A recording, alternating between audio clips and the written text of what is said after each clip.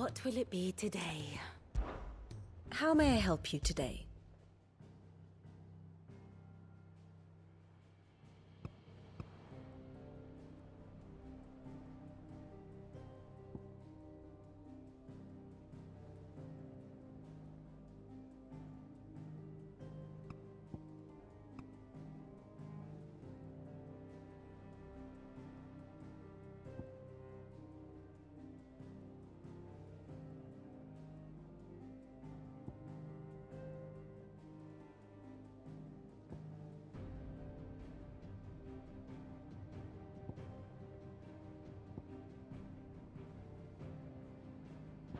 Very good.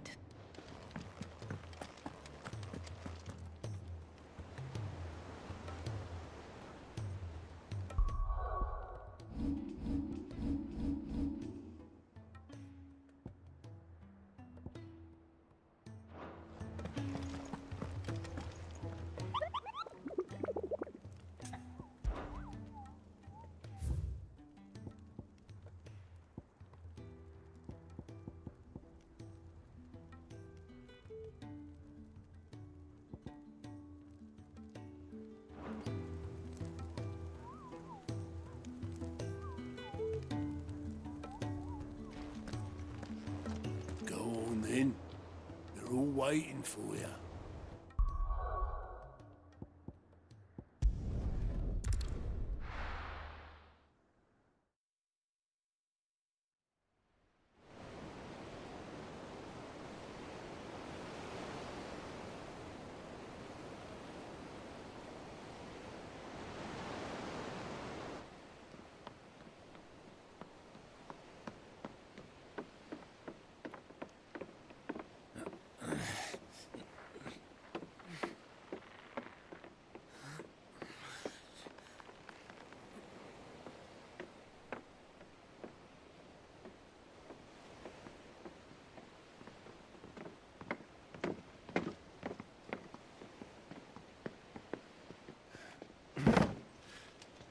I were right, Clive.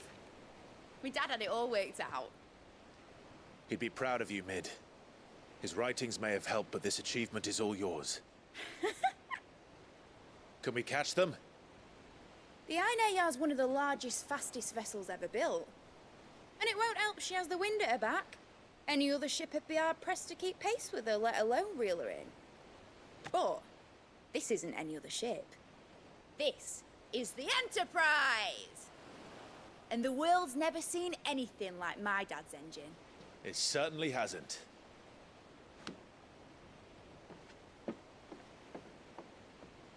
Clive, what do you know of Barnabas Thumb? Only what the bards sing. That he sailed to Ash from southern lands. That it was his mastery of the blade which won him the throne. And that his sword, Odin's sword, can sever the very threads of creation. But don't lose any sleep over a last tilt. We'll do what we must to survive. What we must. The light! I thought this cove was meant to be hidden.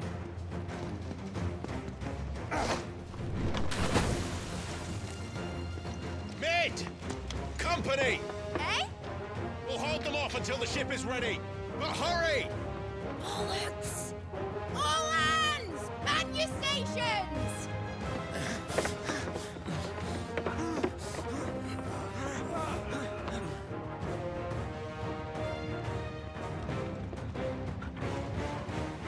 Everyone with me?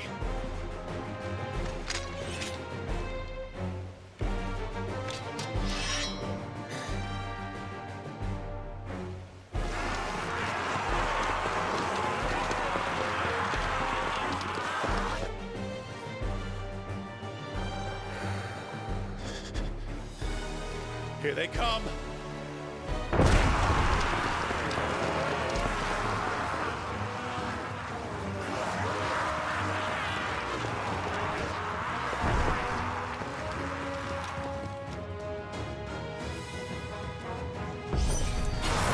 Mid needs every moment we can give her.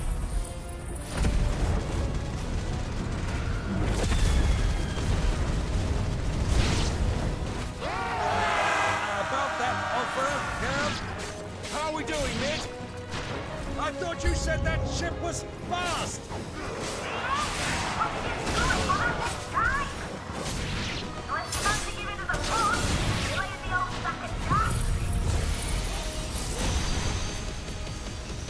Oh?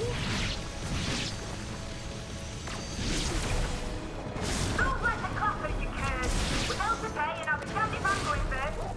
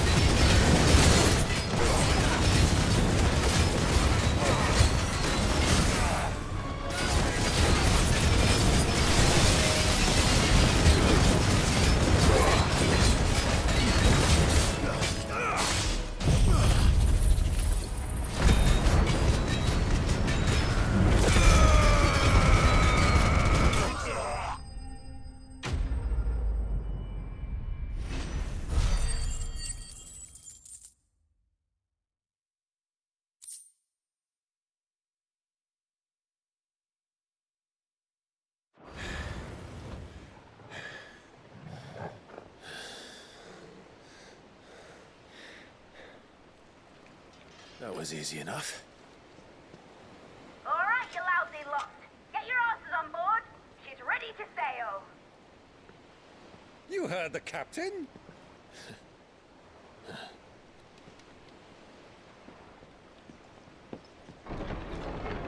Clive?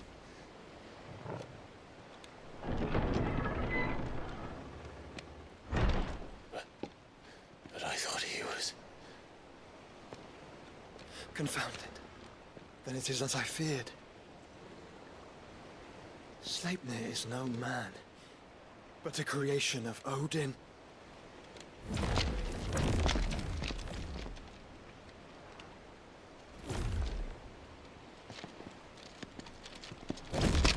Phoenix's fiery fundament.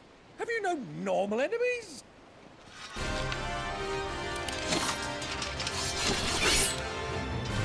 Up for another round? Of course we are. Right, Lord Rosfield? My boy, there was a time people called me the Executioner. Those are my eyes. No matter, heads will roll all the same. Mate! New plan! You leave! We follow! Follow? Swimming, are you? Oh, bugger me! Weigh anchor! Engine's dead slow ahead!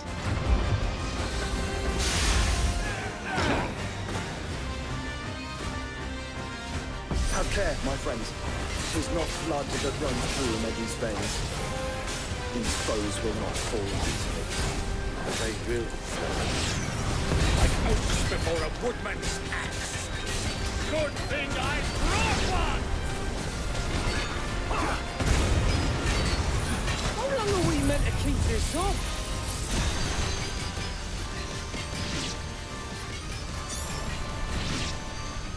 As long as it takes. Unless you have a better idea. Well, I've already killed at least 5 of the bastards. Fuck it. Let's do the lot.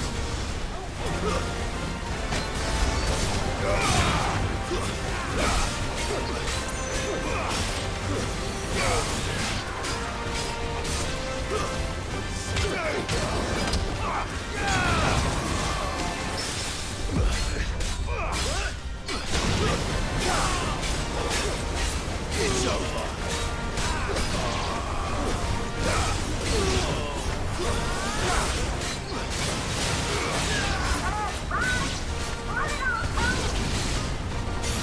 Should we make for the ship? Not yet. Wait for my signal.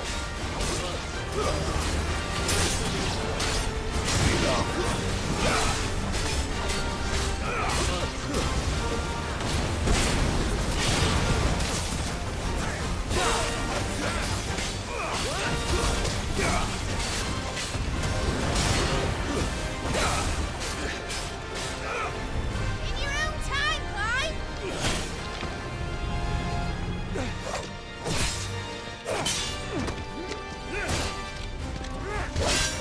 Right.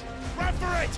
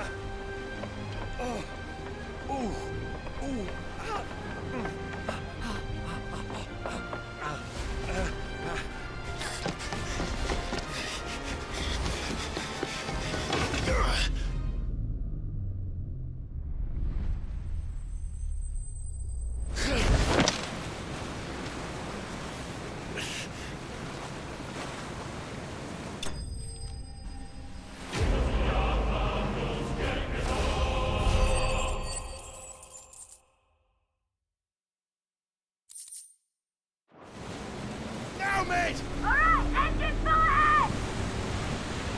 And hold on tight!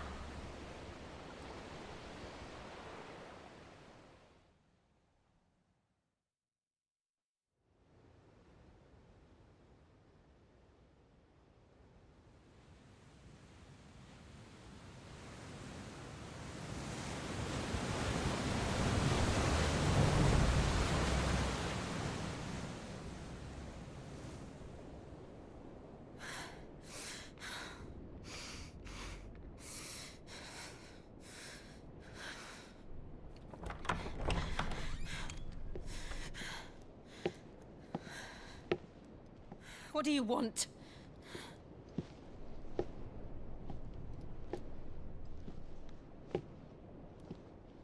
That's quite a mess you've made. And wholly unnecessary. You are my offering to Mythos. I would not see you damaged.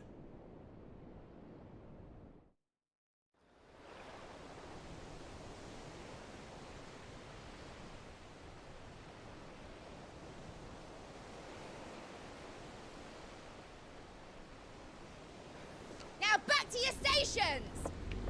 Every bell spent treading water puts another league between us and the galleon.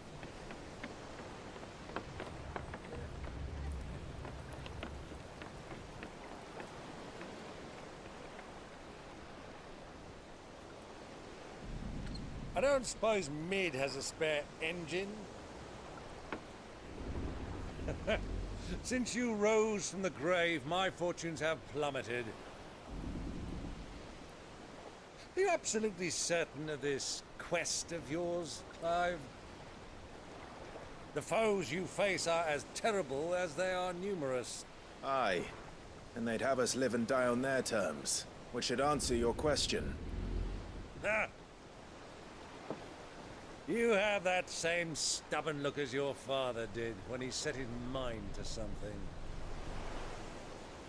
On the battlefield, I am but a single axe, A deadly one, mind, but a single one nonetheless. Yet what you require is 1,000, and I believe my old friend in Brandalar can provide them.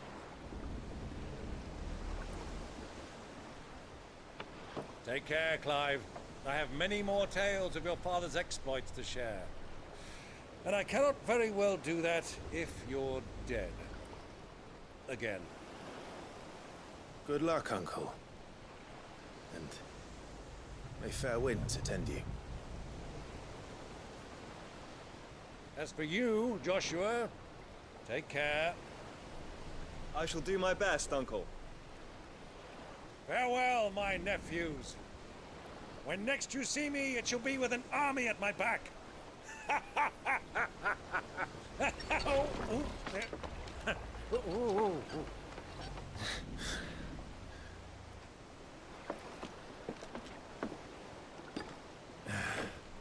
Cheerio!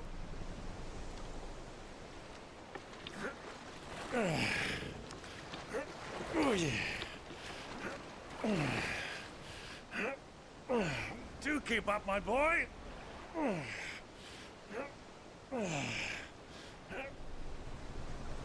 Well, we can't have him showing us up now, can we? We would never hear the end of it.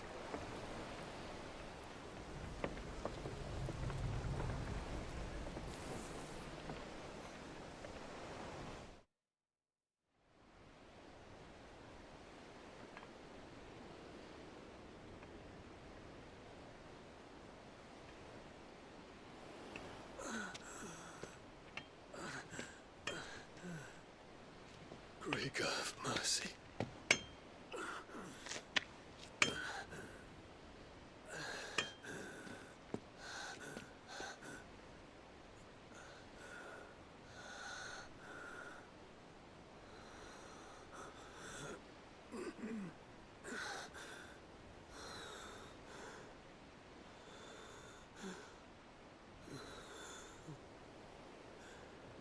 All this.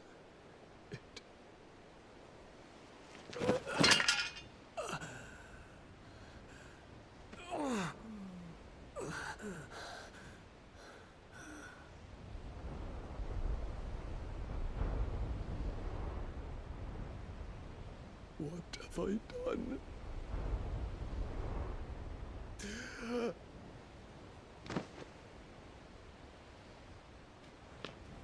My lord.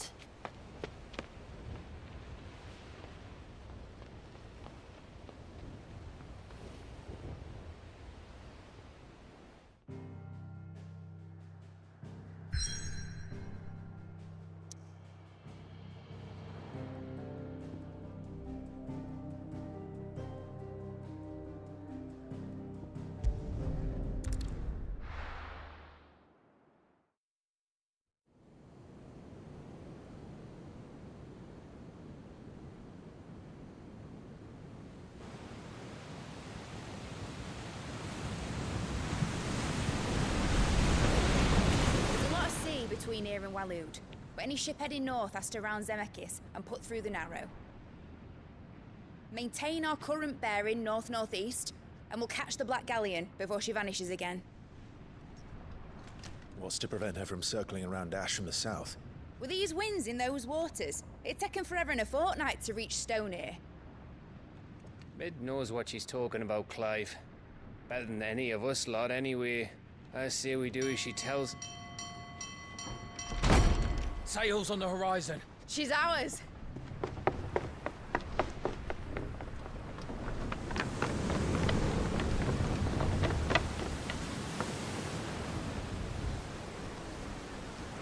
Look alive, boys! Pull ahead! And keep those furnaces fed! Aye, Do you feel that? Jill. All hands! Battle stations!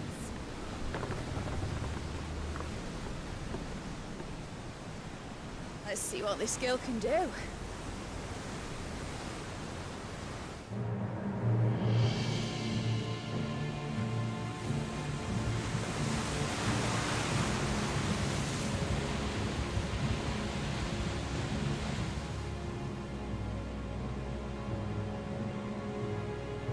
Where one leads. fades, so does the other follow.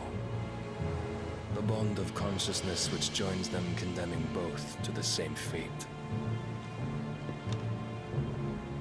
Yet my every attempt to strike it from their hearts serves only to tighten its hold.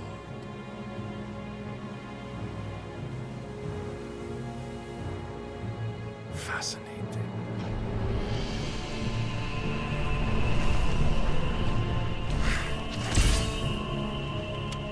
But then, there is naught my blade cannot sever.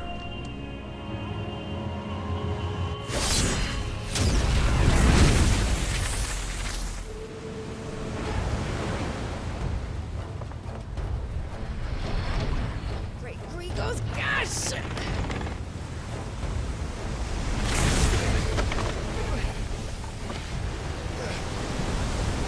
Barnabas. Hard a port! Heads down, you brutes! And brace for impact!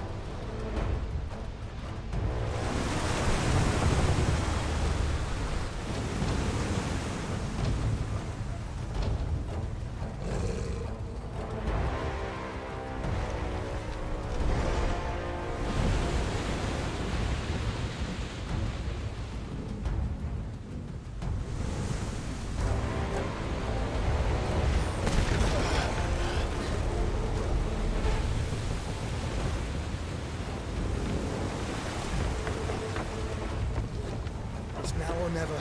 I'll find her.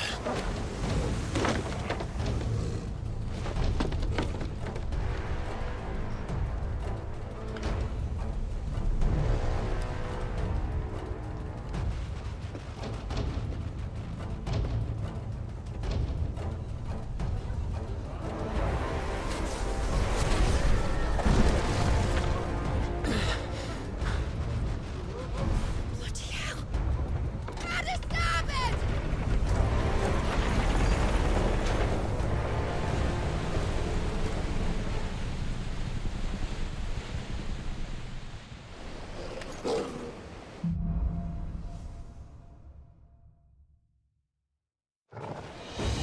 Where did you hide her, Barnabas?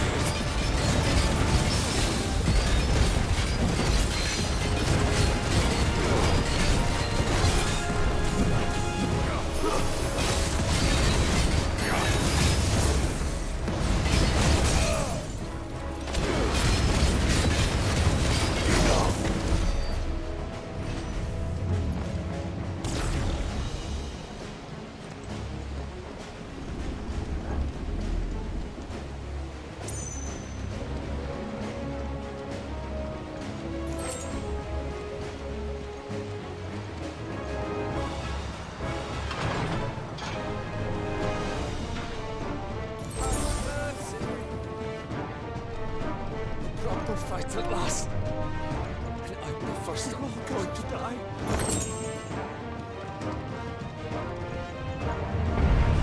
I need to hurry.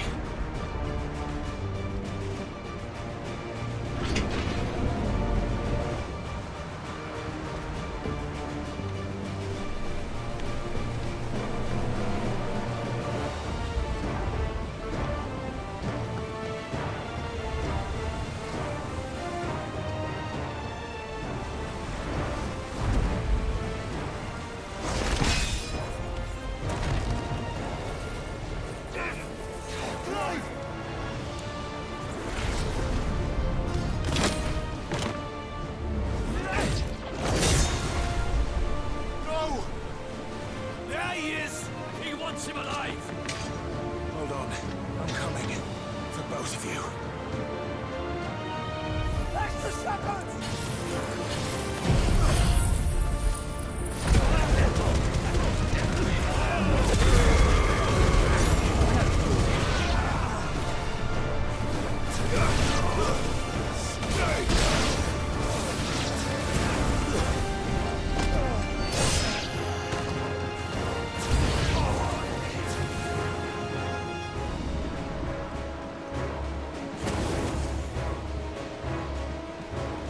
There be light!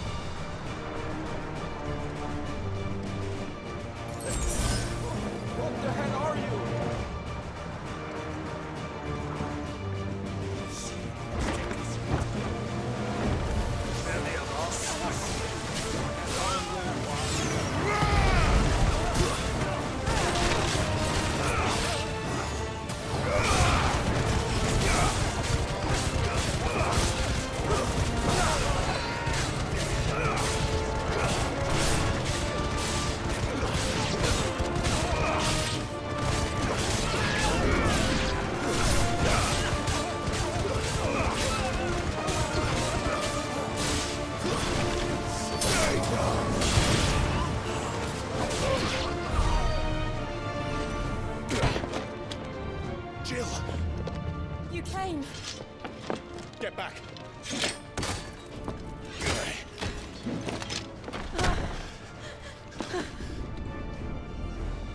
Clive, how did you... I'll explain later. Hands.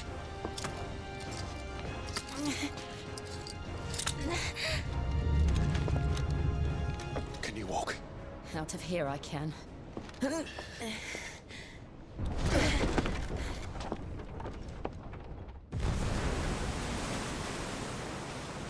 Stand still! Phoenix. Are you not the dominant of fire? I see naught before me but a guttering flame.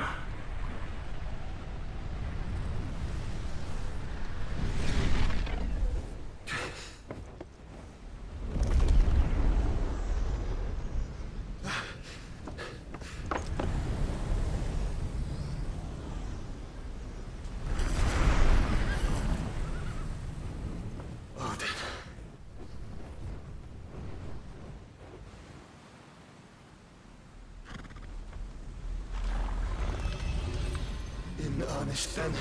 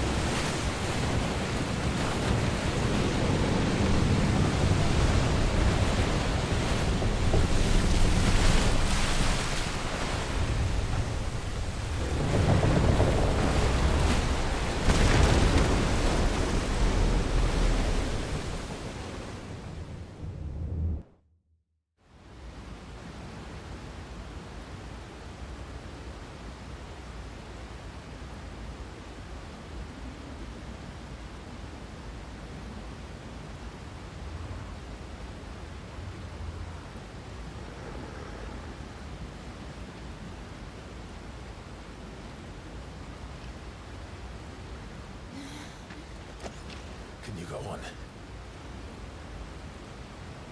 I think so.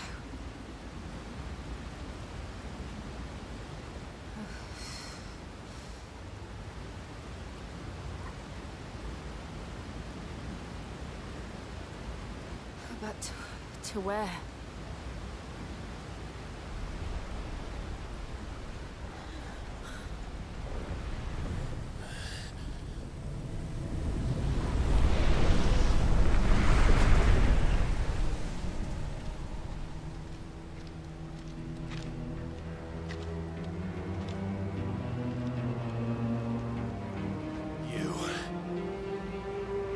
What did you do to Joshua?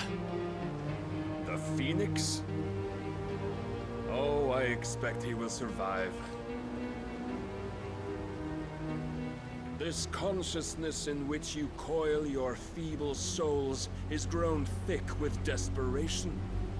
And thus has my master turned to my blade.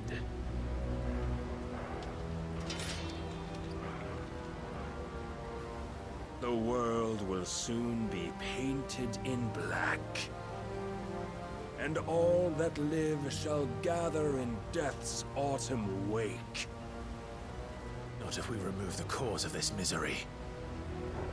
Not if we destroy the last of the Mother Crystals and restore balance to the world. Come. Do you truly think it's so simple?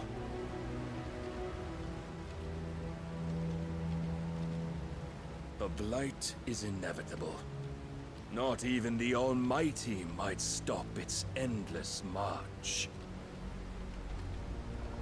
Your efforts will avail us naught. Naught, that is, but suffering. You must face the truth, Mythos. Accept your place with the Lord. Keep it. As long as there's a chance, there's a choice. Ever led astray by your blind resolve.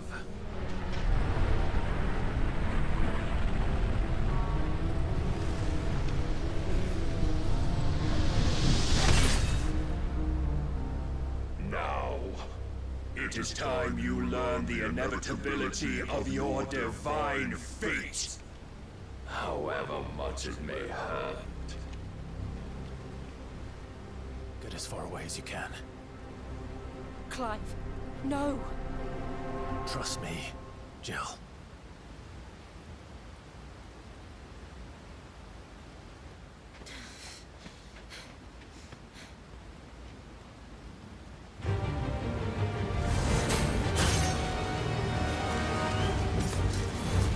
We don't have to do this.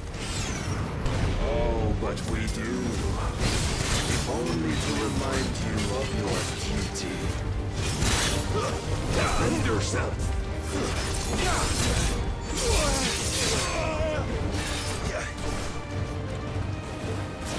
In the short time since our last meeting, you have grown much. Yet as a vessel, I fear my lord will still find you lacking.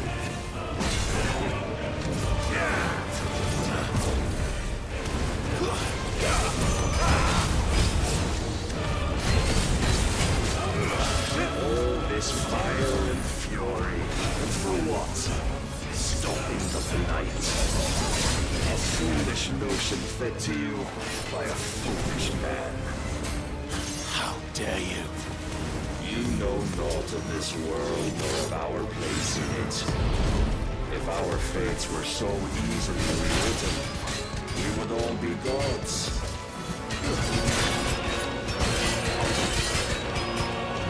Rise, Mythos.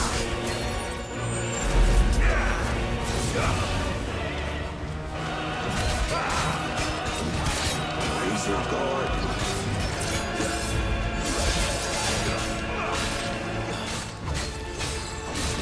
I have seen enough. If reason cannot sway you, there are other means of persuasion that might.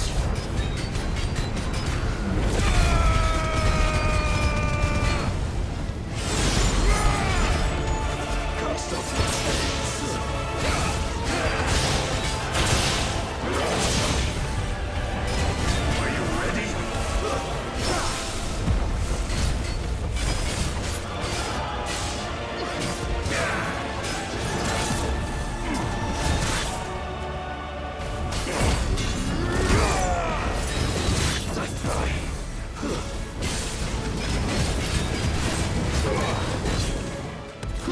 I shall cut you free.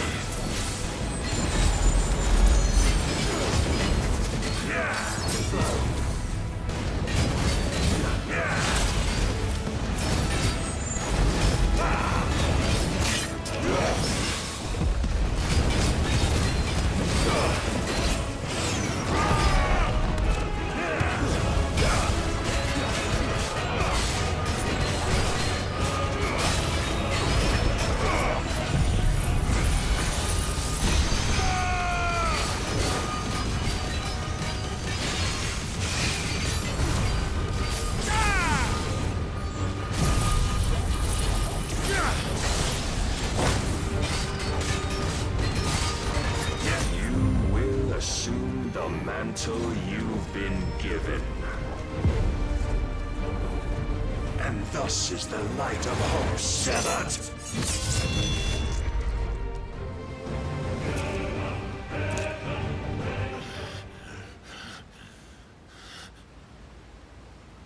You would yield so soon. Never. Clive!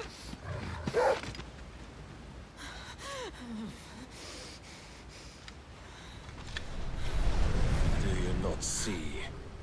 Your iron will weighs you down, dragging you ever further from your purpose. And what is my purpose? Mythos. Who are we? What are the dominants? The breath of the Creator still warm on our lips. We carry his light that we might guide the masses in his name. We are but mighty acts of God. We are more than that. You would be nothing without what he has granted you. The power we wield is his, and yet every time we draw upon it, it wears away at our very being. It breaks us. It unmakes us, that its immaculate aspect might reveal itself. The icon. It is too much for even his chosen few. Apart from you, Mythos, you wield the might of many, yet your body does not answer for its avarice. What are you saying? What I am saying is that we dominants are a means to an end. We were created for you, that you might drink deep of our strength and thereby fulfill your divine purpose. Which is? To feed. As you would know, could you only look beyond the walls of your prison of self-regard. As long as you choose to ignore this, you shall never penetrate my defenses. Still, you may take solace in the fact that you are not alone in your plight. The chains of volition shackle all of mankind, but there is yet cause to rejoice. For the Lord, in his mercy, has taken pity on his flawed creations, and shall see them restored to their proper forms. And what exactly would that be? Why, loyal servants to God. No. Manners, Lord Rosfield? They are men, like you and me. Albeit ones unburdened by the wills that drive our kind to madness. They are pure. They are divine. You mean to turn everyone Akashic? Not turn, Mythos. Turn back. For too long has mankind been led astray by their clamorous wills. It is time they return to a world of quiet equality, where they might once more know salvation. Salvation? And abandon everything we hold dear? We don't need your salvation. We'll save ourselves, and we'll do it on our own terms. Not yours, and not your gods. With every defiant expression of your will, the tighter the chains of consciousness become. But perhaps that fact may be put to use.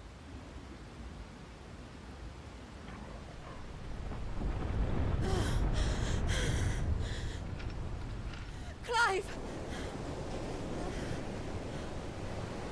The faster it binds you to the remaining dominance, the stronger your hunger will become.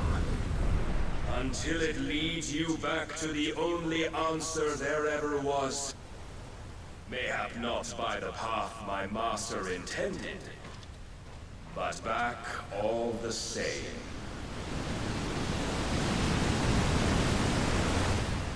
Ash is not far. I could freeze a path. You're in no fit state. Probably not, but I can try.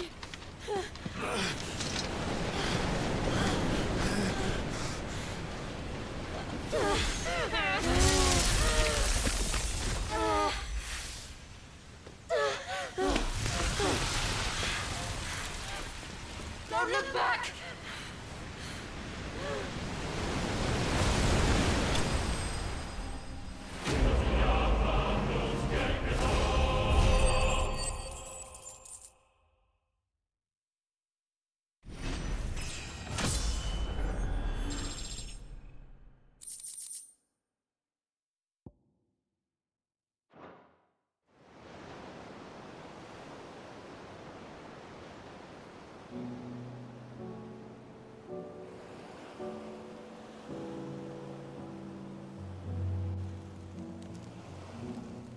the others are safe. The Enterprise was clear of the gap when we fell. They made it, Jill. And they will have seen the eyes where it led. We need only wait till dawn.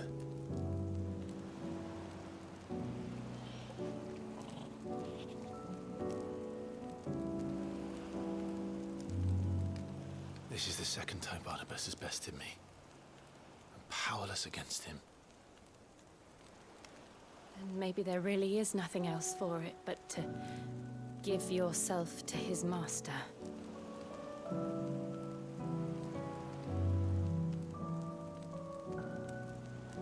Only you won't do that. The Clive I know would never do that. So you believe? But do you really know me? If what Barnabas said was true, then I'm more monster than man. And each time I summon the flames from within, I burn away the things that make me who I am. Do you, though? Think of what you've used that power for. Of all the people you've saved. It doesn't matter how or by whom it was granted, only how you choose to use it. And you've chosen to use it for good, haven't you? I've also used it to kill. What if that's my purpose? What if it's all I'm good for?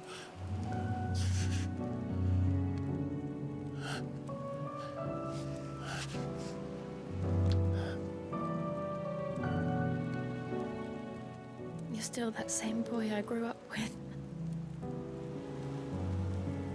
Always so eager to save everyone around you, and yet always so alone. Because you failed to realize the one thing that needed saving most of all. You, Clive. You. You never once took the time to save yourself.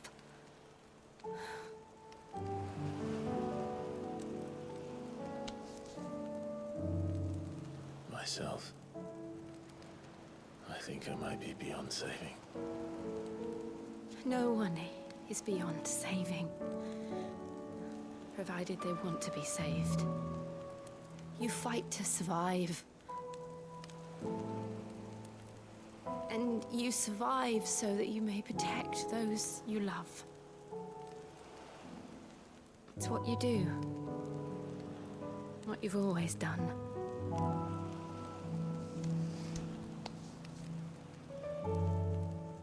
And I know you're not about to change. So I'm going to help you. To give you what you need to protect us all.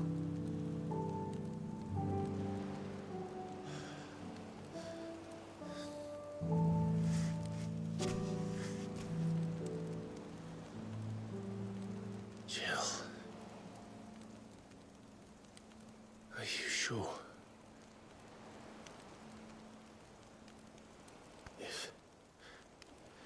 If this is what you want, then...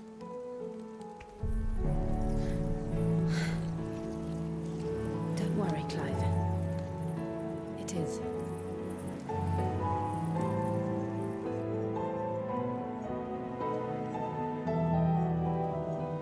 This burden, I'll give you the strength to bear it alone. But I'm not alone. These burdens I carry, my sins, my pain, my sorrow, I see now that they are all a part of me.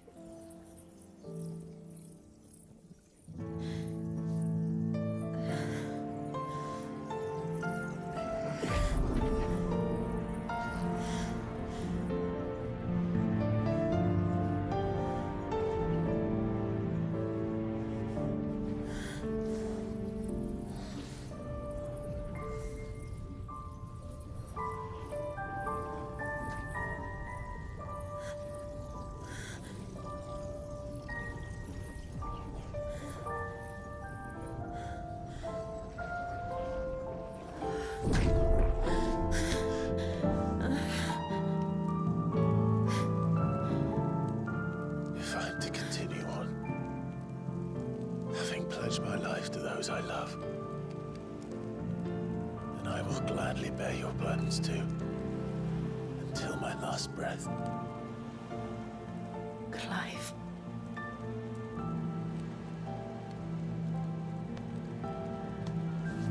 I promise you, Jill, we will find a way to escape this fate. Find a way to save each other.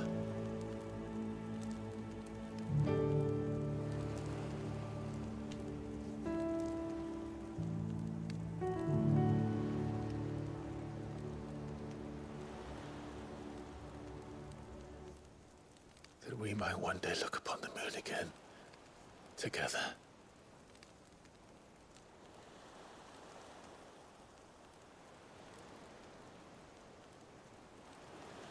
And I promise you, Clive,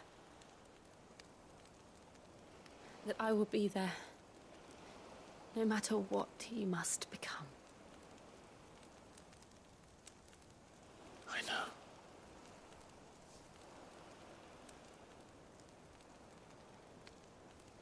I never thought a smile could bring me so much joy.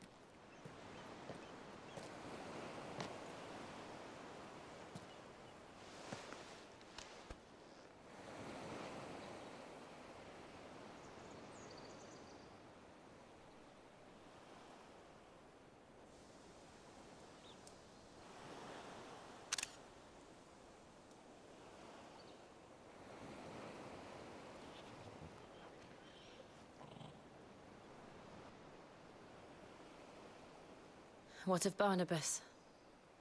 Do we pursue him? No. Our paths will cross again soon enough, whether we like it or not.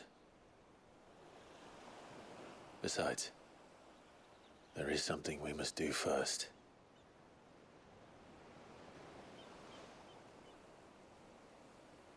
Of course. Drake's spine.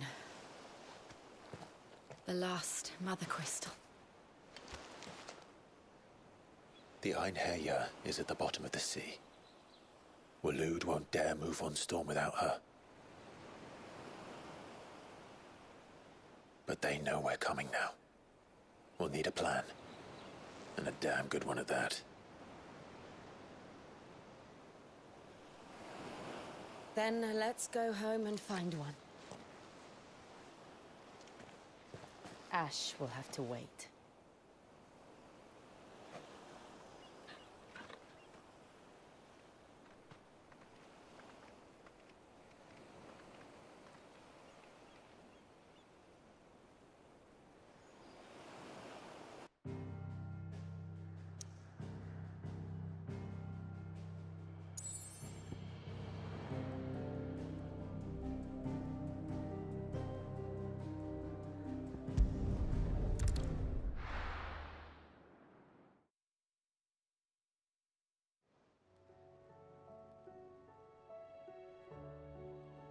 Mid says Odin split the sea in two.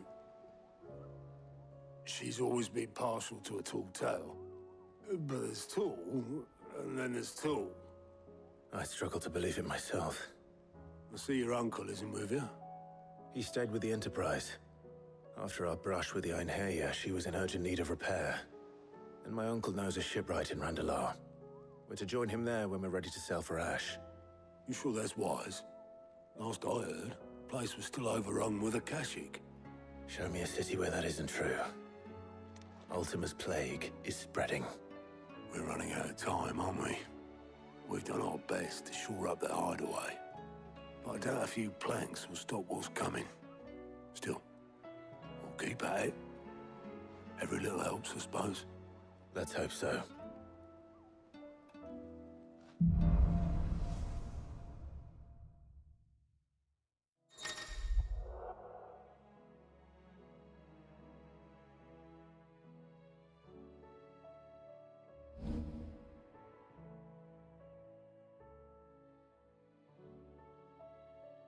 I should visit Joshua, assuming Talia will allow it.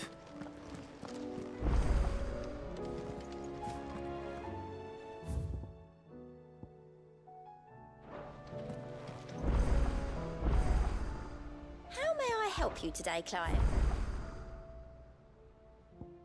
Best of luck out there, Sid. How are you doing? Anything catch your eye?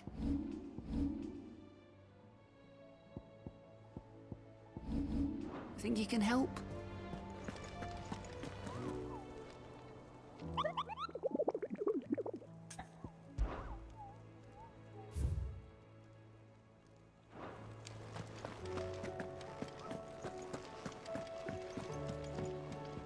Clive. Allow me to educate you.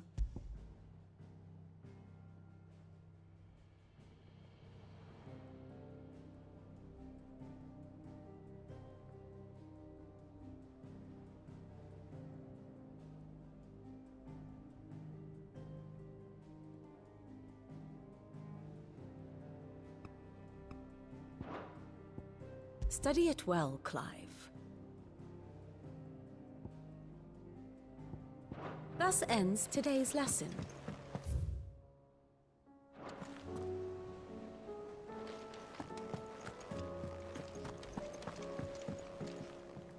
Heard the bad news then, did you? What bad news? About Dravost. Blackthorn's old haunt. With the forge and all that. Well, anyway, the mines just down the road from there are spewing out ether like no one's business. And the village? Safe from the flood for now, but they've got other problems. Akashic. Every creature in the area's either turned or on the way to turning, apparently. Zoltan and the others are living on borrowed time. They need help, and quick. Doris sent a few curse breakers to keep an eye on things, but there's only so much a couple of scouts can do. Except get eaten. If something ain't done soon, the old place will be overrun.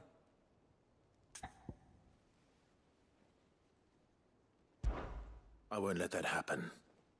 Didn't think you would. Does Blackthorn know? I thought it might be better if he didn't. He'd only do something stupid. You reckon we should tell him? No. It's better this way. Yeah, well, I can't stand about knowing what's happening out there, so I'm off. I'll see you in Dravost.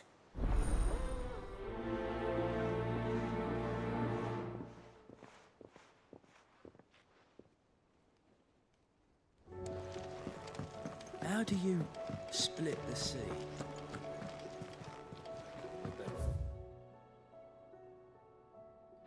Knowing.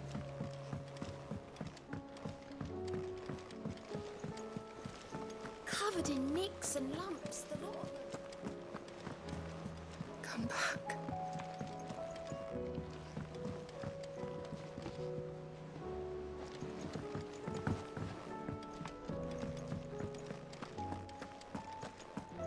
Oh, don't tell me we've run out of papio nuts and all. Trouble with your gear, or saying Fordian, do you?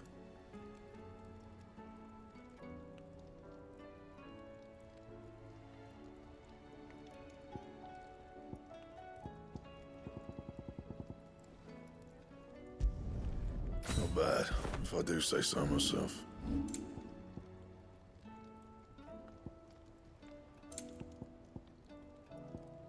Anything else?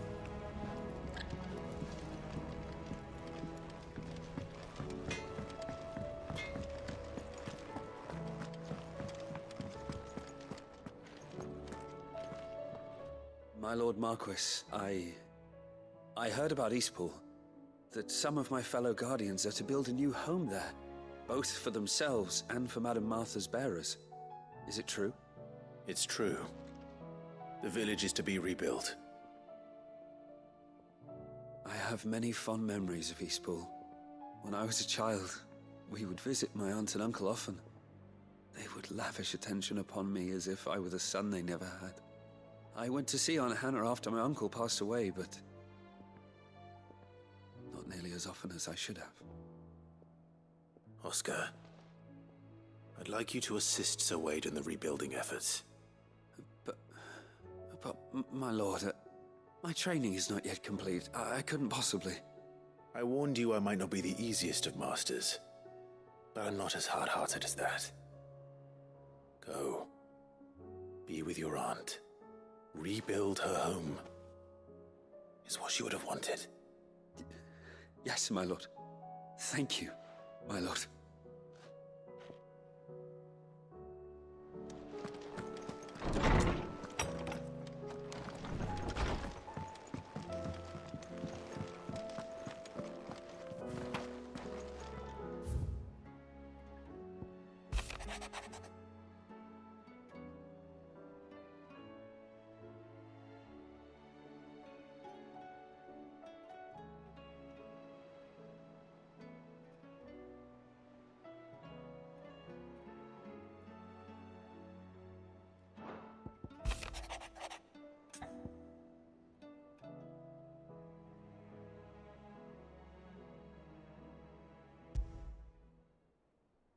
There's no way of knowing if Doris will confide in me, but I can speak to her at least.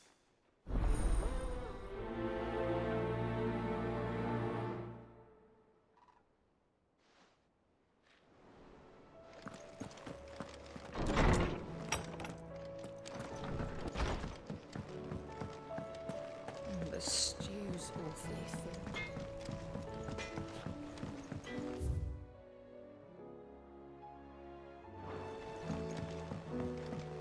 Have you tried Molly's lemon tarts?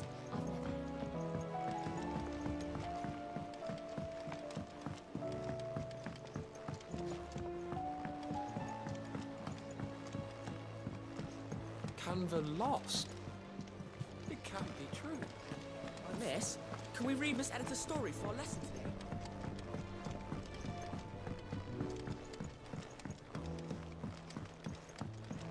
How was she? Ah, Sid. Just the man I was hoping to see. Did you have a mo? Don't tell me. You need more bomb ash. Oh no, we still got plenty of that left. I'm working on bringing another one of the Chief's designs to life. This time, it's a new smelter. It's got a reverberatory hood over the top for additional thermo amplification and a system of reciprocal recirculatory regenerators that let's just say it gets very blimmin' hot. A heck of a lot hotter than anything Blackthorn's got in his forge, that's for certain. Only mithril engines get hotter. You can't chuck ore in one of them and get metal out the other end. Trouble is, we won't be able to make out of any old rubbish neither. We need the good stuff. And I hear you once helped Helena get her hands on exactly that. Any chance you could help me too?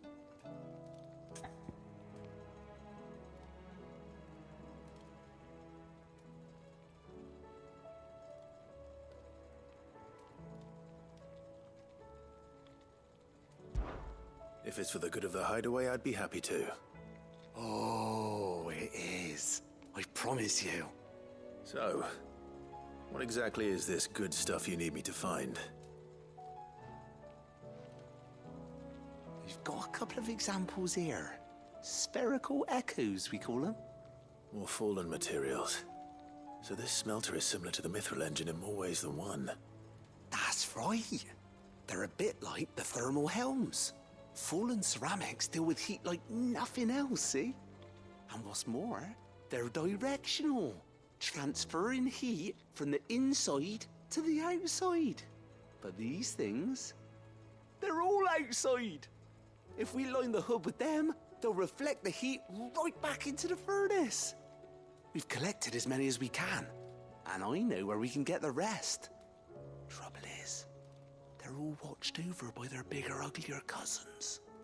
So you want me to visit some ruins, destroy some echoes, and bring back the spheres they're guarding? That's it in a nutshell, yeah. We're only 3 short, mind. And we know exactly where they are. There's one up Amber Way, in that ruin that they call Lost Plume, and another in the Silent South, over in Dalmekia. Last one is in the ruins of Advent, which is in the Empire. All right then. Wish me luck. It'll do. I'll be keeping all my fingers and toes crossed.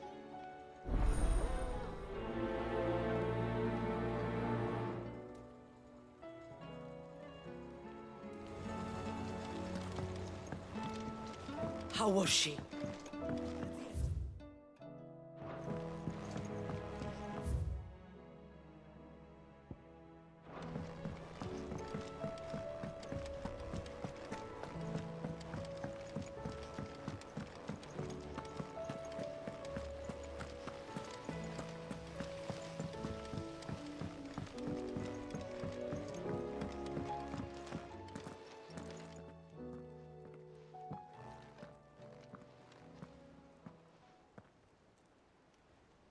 Where are you? Can I help you, Sid? I'm looking for Doris. Is she here? I'm afraid not. She's at Martha's Rest on a job. My job, actually. When she heard what the mission was, she insisted on going herself. Alone. Did she?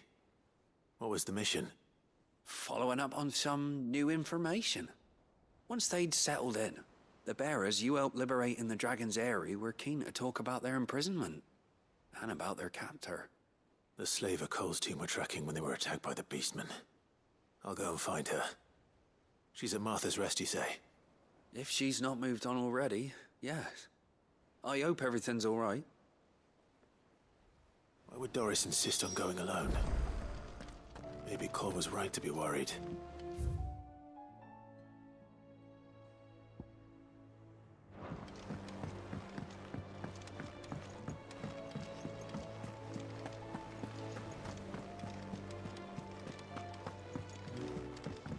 Come back.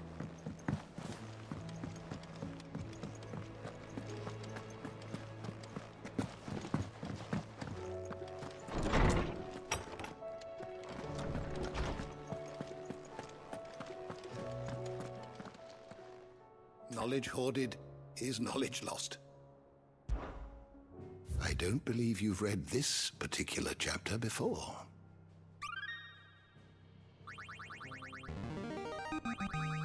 I have quite the find for you today.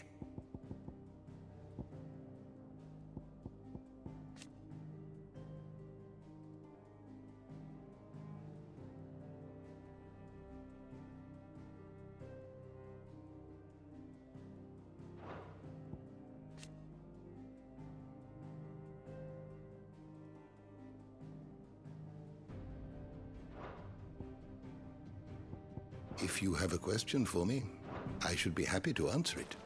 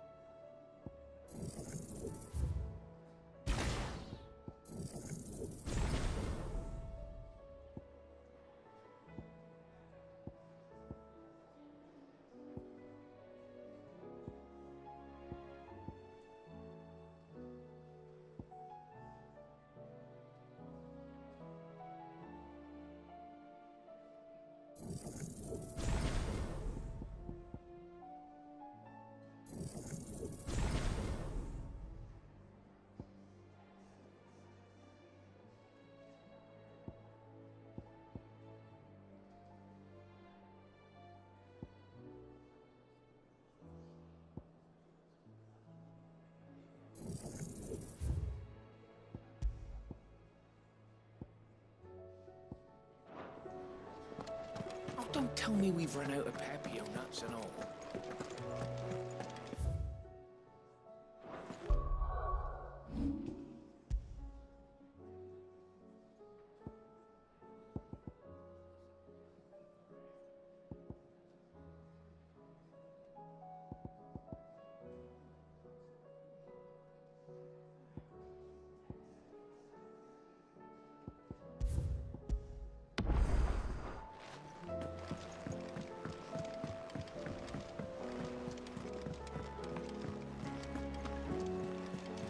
Covered in nicks and lumps, the lot of them.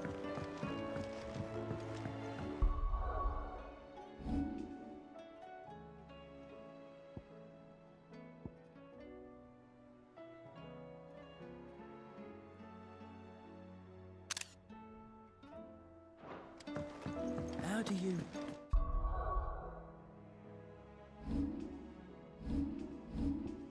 split the sea?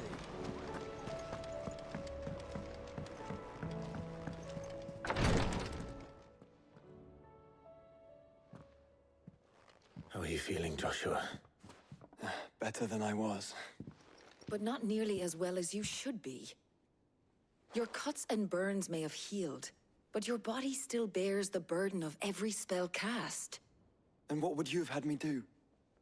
It was no ordinary foe we faced. It was the Warden of Darkness. Yet still, it was not enough. The king could have ended me at any moment, but instead chose to toy with me like a curl does a mouse. Yeah. You underestimate yourself. Oh, it was crystal clear. Only one man established his dominance that day, and that man was Barnabas. I'm sorry, brother. That was ill-spoken. It's just... I have never felt so powerless. And when so many are looking to us for strength, perhaps... perhaps the prince feels the same.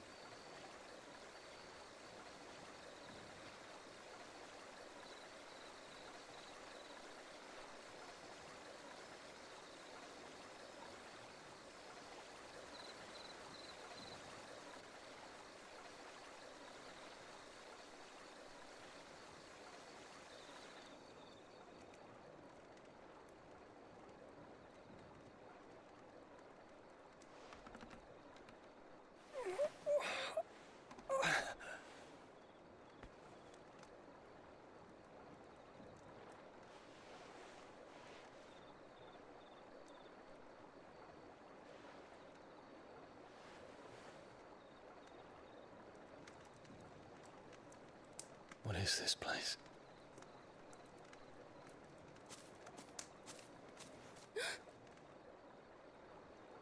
Don't move.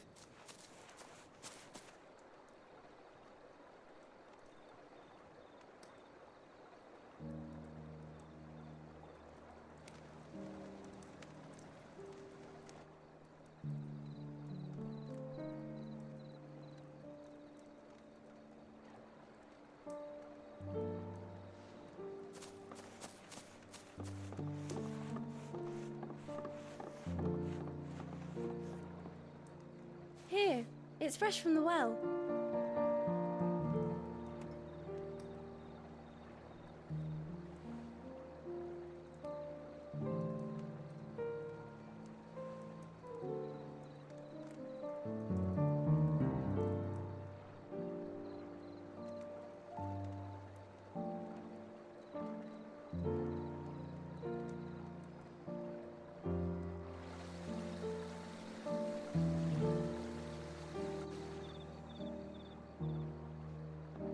Grandmother told me spirits sometimes get lost, and that the lanterns guide them to their proper place. I set one on the river for her when she passed away.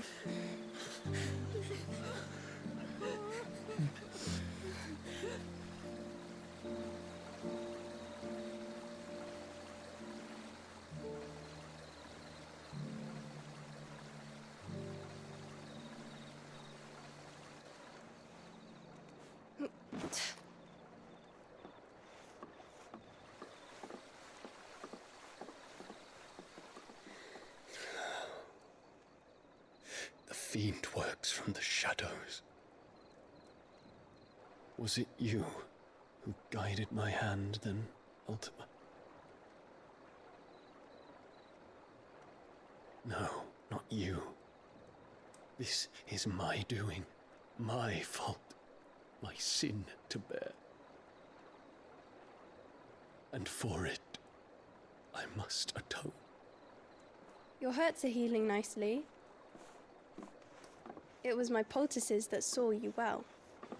You make them? And sell them, or try to. Earns me enough for bread, most days. Forgive me.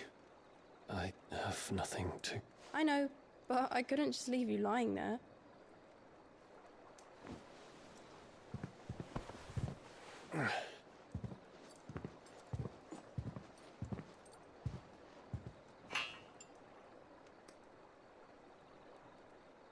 You're going then? Of course. I'm healed. Thanks to you and your poultices. Will you promise to come back and visit?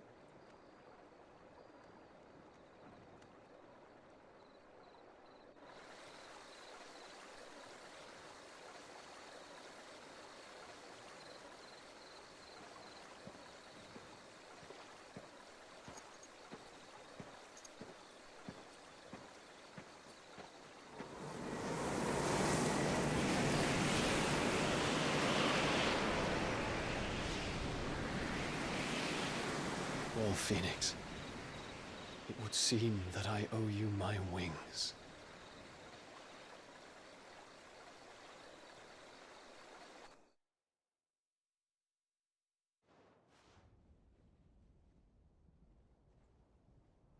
Perhaps he can find an answer. You will be returning to Waloed soon, I gather. I see no reason to wait. Then neither do I. I can think of a few, but I doubt they'll stop you. You will take your medicine. Of course, Lady Daya. Set on leaving already, are ya?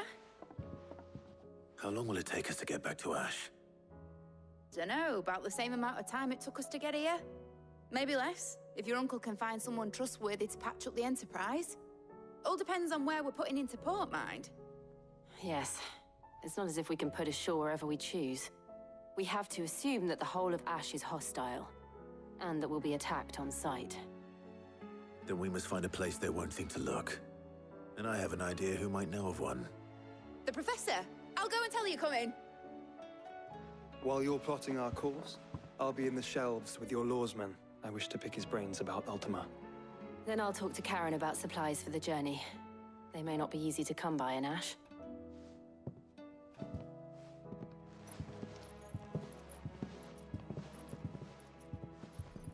Your brother's body won't take much more of this recklessness. You know that, don't you? I do.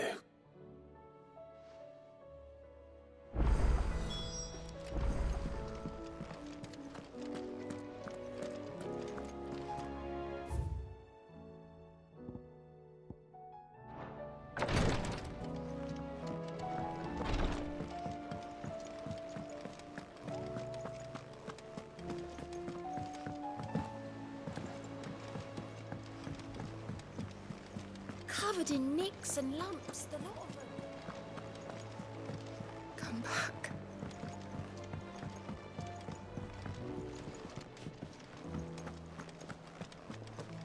The stew's awfully thin these days.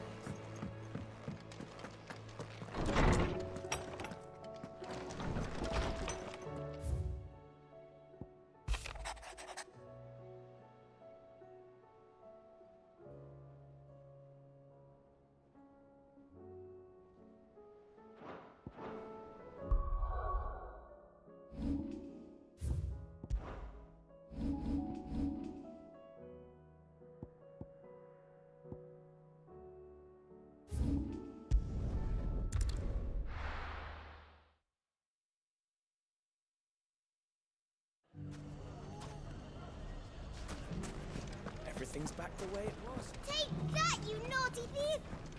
And that! Clive! To what do I owe the pleasure?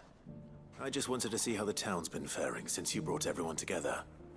Since we brought everyone together, all is absolutely wonderful. Conrad and Natalie's hands remain safely away from each other's throats and firmly at the helm. Our stores are full, and the bandits still too disorganized to raid them. Just as the good Lady Jane and Lord Underhill intended. Are you a lord? Lubor's going to be one too. They're going to make him the Lord of Dalamil, because of how he stopped all the grown-ups from fighting. It's the mayor of Dalamil, dear child, and the vote hasn't taken place just yet. But if the people wish me to lead them, I shall. And my first act will be to build a school so that menaces like you two learn not to interrupt your elders.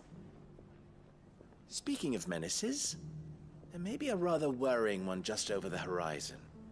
May there indeed. I'm afraid the example Conrad and Natalie set in putting aside their differences and presenting a united front might have caught the bandits' attention. And they might have elected to take a similar approach.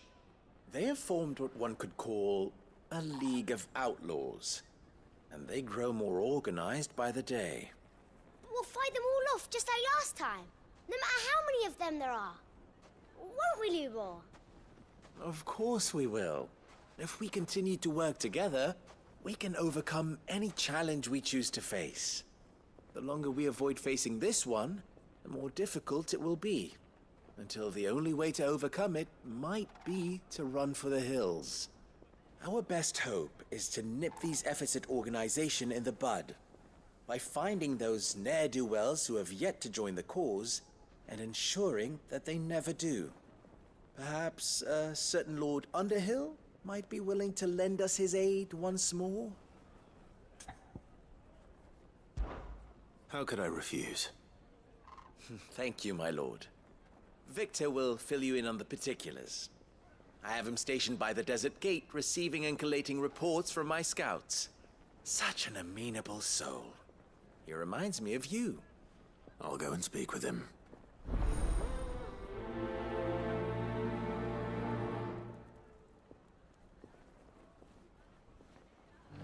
What's the difference? The League of Outlaws. Sounds like we have some competition.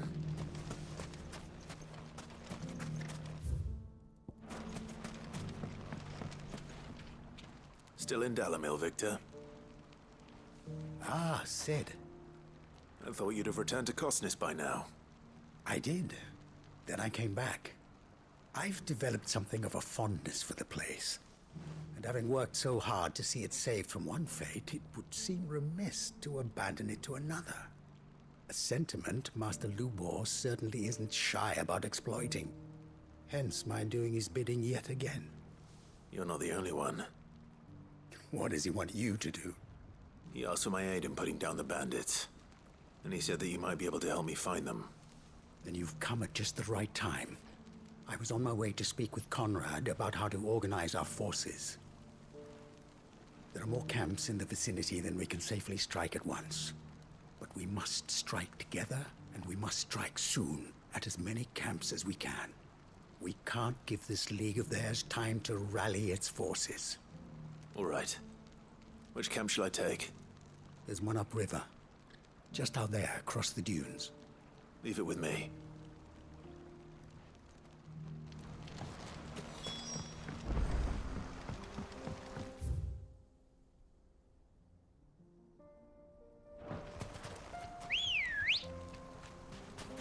Good girl. Those ne'er-do-wells.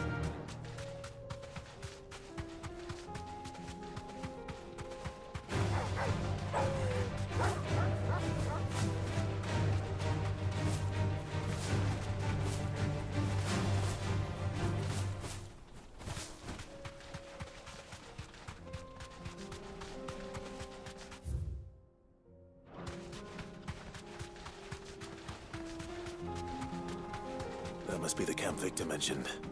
Come on then, Toggle.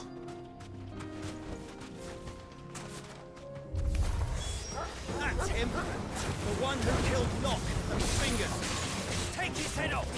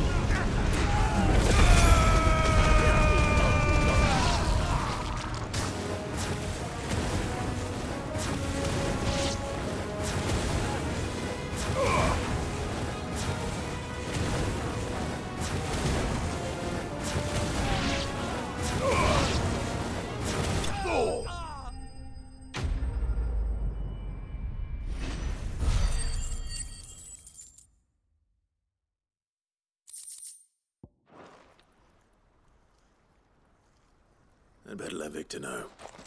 Sid, where are you?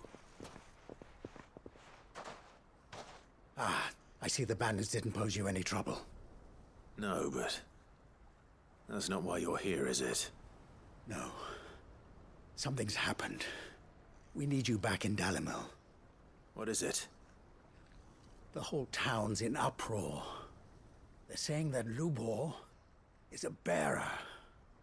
What? Seems that one of our parties wasn't as thorough as they should have been. They let one of the bandits escape, and his escape route took him right through Dalimil. Some of the children spotted him, and he was about to silence them. And when Lubor felled him with a bolt of magic, and without a crystal. But that's not possible. It is, if he's a bearer and has been hiding it all these years, which is what people are saying. If he has, well, I wouldn't blame him. No man is branded by choice. Still, all those people see is a man who's lied to them all his life. One who was made a leader of himself when the world believed he should have been a slave. Fuck. I don't know where we go from here, but I know one thing. Lubor needs all the friends he can get right now. You're right.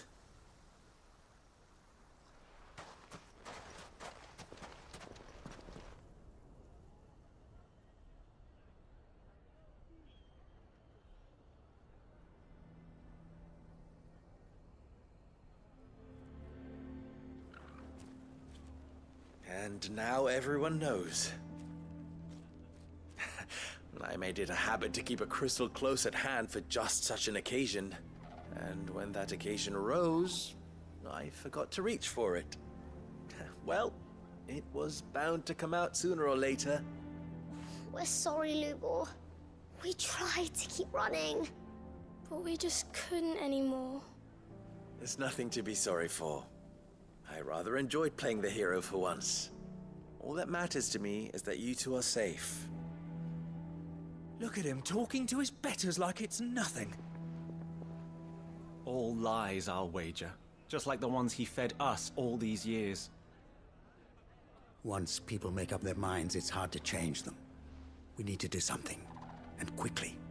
Convince the people not to let their prejudices blind them. Convince them that nothing has changed. That their enemy lies outside these walls, not within them. You're right. We should speak to everyone. I'm glad you agree. I'll handle the townsfolk. I'm a Dalmec born and bred. They listen to me. You head to the tavern. Make Conrad and Natalie remember who Lubor really is. They know that Lubor and I are friends. I might not make for the most impartial of interlocutors. Lord Underhill of Randalar's League of Merchants, however, is a trusted and impartial mediator of note. I'll do what I can.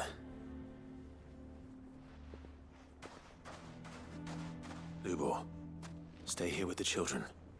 I can't promise anything, but we'll try. And that is all I can ask of you.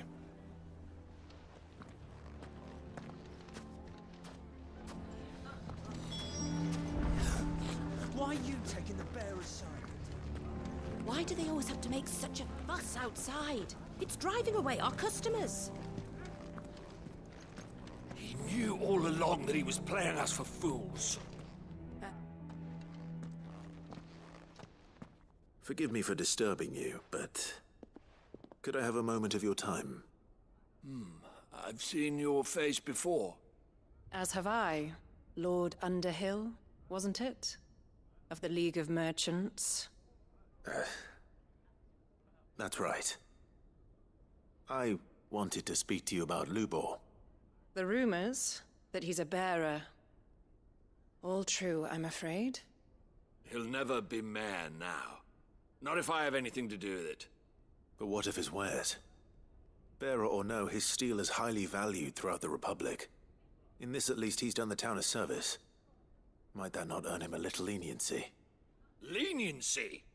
He pretended to be one of us when he was laughing behind our backs all the while. I'm sorry, my lord, but he lied to us. He lied to you. He cannot be trusted. So what do you propose? Will you drive him from his home? Close his forge? Perhaps. That is a question for the people of Dalimil, and they will thank you not to get involved.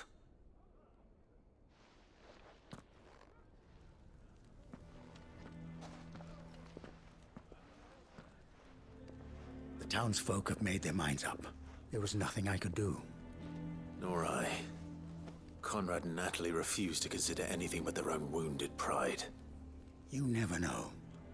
Once their anger is cooled, they might see things differently. For now, we should report back to Lubor. All right.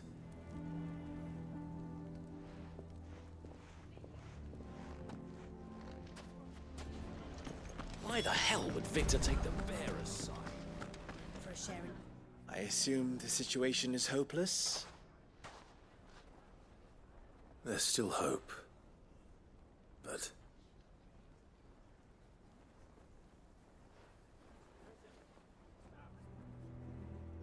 But perhaps not in this lifetime, I think it's fair to say. You mustn't think like that, Lubor. Give them time. They'll come around. We'll talk some sense into them in the end, you'll see. No, you won't. And your efforts would be better spent elsewhere. But Lubor... Rosina would often tell me that steel does not lie, that a blade is a reflection of the smith who forged it. To yourself be true, that was her point. Rather an ironic one when you consider that her life was taken with a blade of her own making. But I do not doubt that she was always true to herself and what she believed in, right to the end. And so must I be. I must do what I know to be right, no matter what others might think of me. And now, I know what that is. I must embrace my new role of villain so that the people of Dalimil have something to unite against. For only united can they hope to stand against the threat that awaits them. I'll need to make a suitably dramatic exit, of course. Don't go, Lubor. You're the only one who was ever kind to us. We'll be all alone. Again. Trust me, little ones. It is for the best that I go. Not only for the town, but for you, too. How could it possibly be for the best? These children need you. The least you can do is give the townspeople a chance to change their minds. They would not take it, Victor. It's over. Over, you say? And so just like that, you're going to throw this town and these children to the wolves? I thought you were better than this. But it seems you had me fooled as well. Victor. Forget it. Do what you will. You sure you're making the right choice, Lubor? Of those available to me, I believe it's the best one. Yes. Ah, but where are my manners? Here. A reward for clearing out that bandit camp. Right then. I have packing to do. If there's anything I can do. Anything. I'll bear it in mind. Thank you.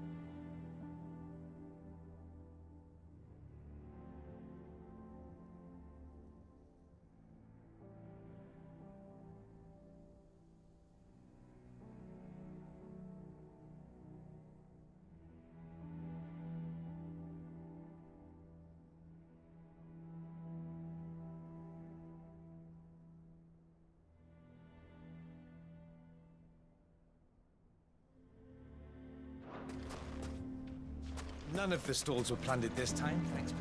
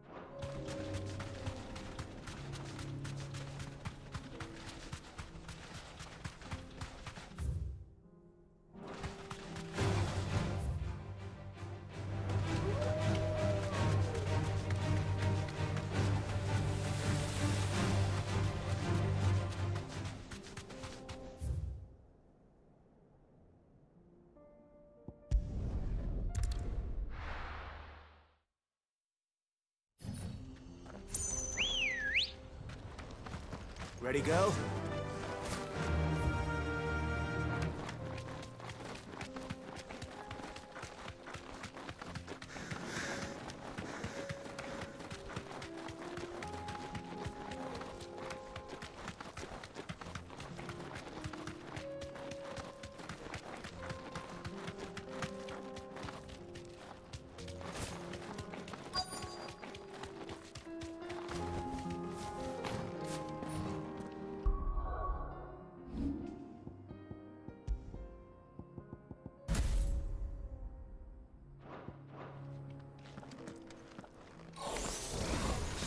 To deal with these ones first.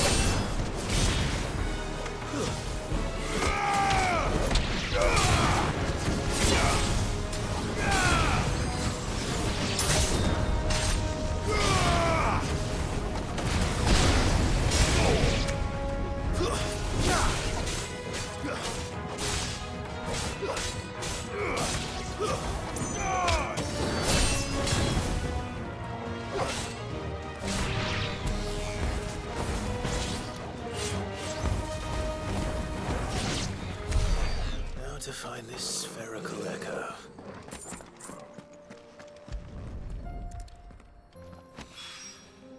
This is it. Right then. Just two more to find.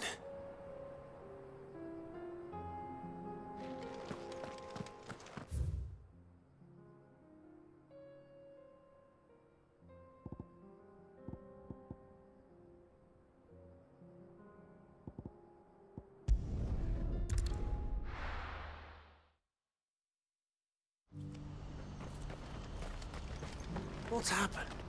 The cards at the gate.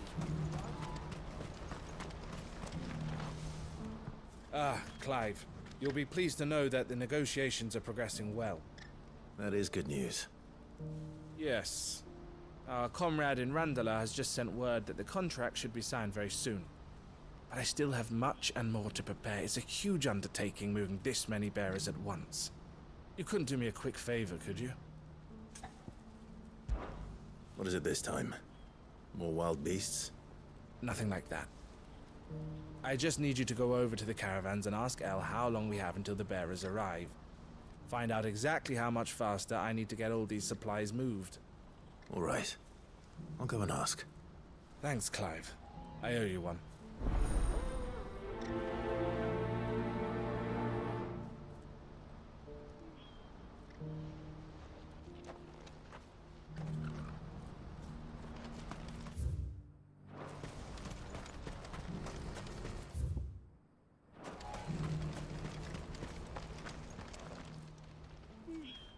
Don't blame yourself, Elle. This is their fault, not yours. I know, but... No buts about it, all right?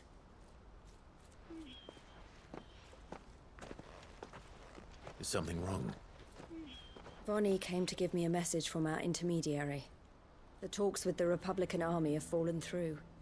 They've reached an agreement with the Silver Peak Consortium instead. Though prices have fallen of late, we deliberately offered above the going rate to try and deter other bidders. But the Consortium offered double what we did, and the army jumped at the chance. And you had no opportunity to make a counteroffer? None at all. And we were so close. Elle? What's happened? I saw Vonnie leaving. She didn't look happy. And with good reason.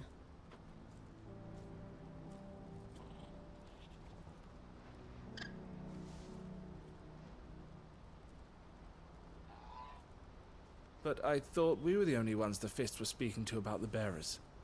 How did the Consortium even find out about this? It's not so surprising.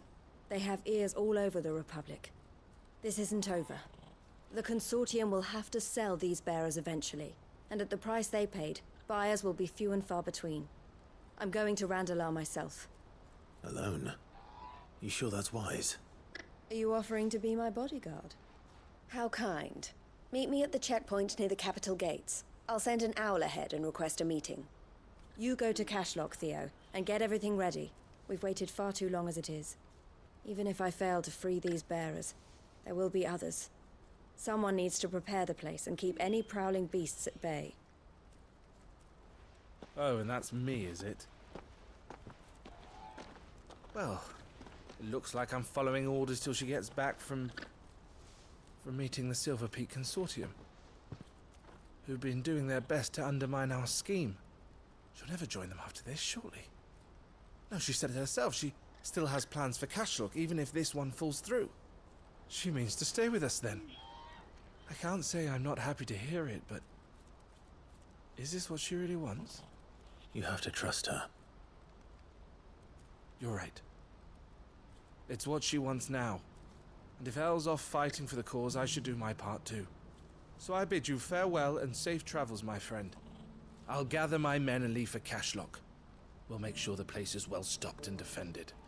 You go to Randalar and see if you can stop my sister biting the Consortium's heads off. If she won't consider her prospects, someone has to. I'll do my best.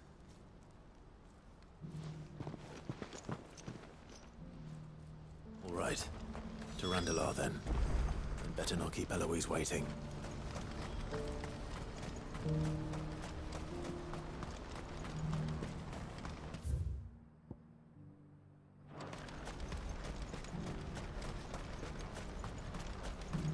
What I wouldn't give for a hot When are they gonna let us through?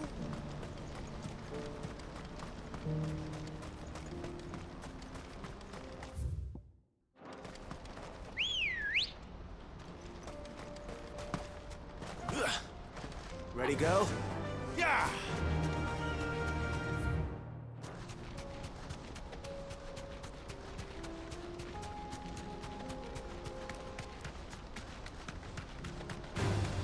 Time to fight.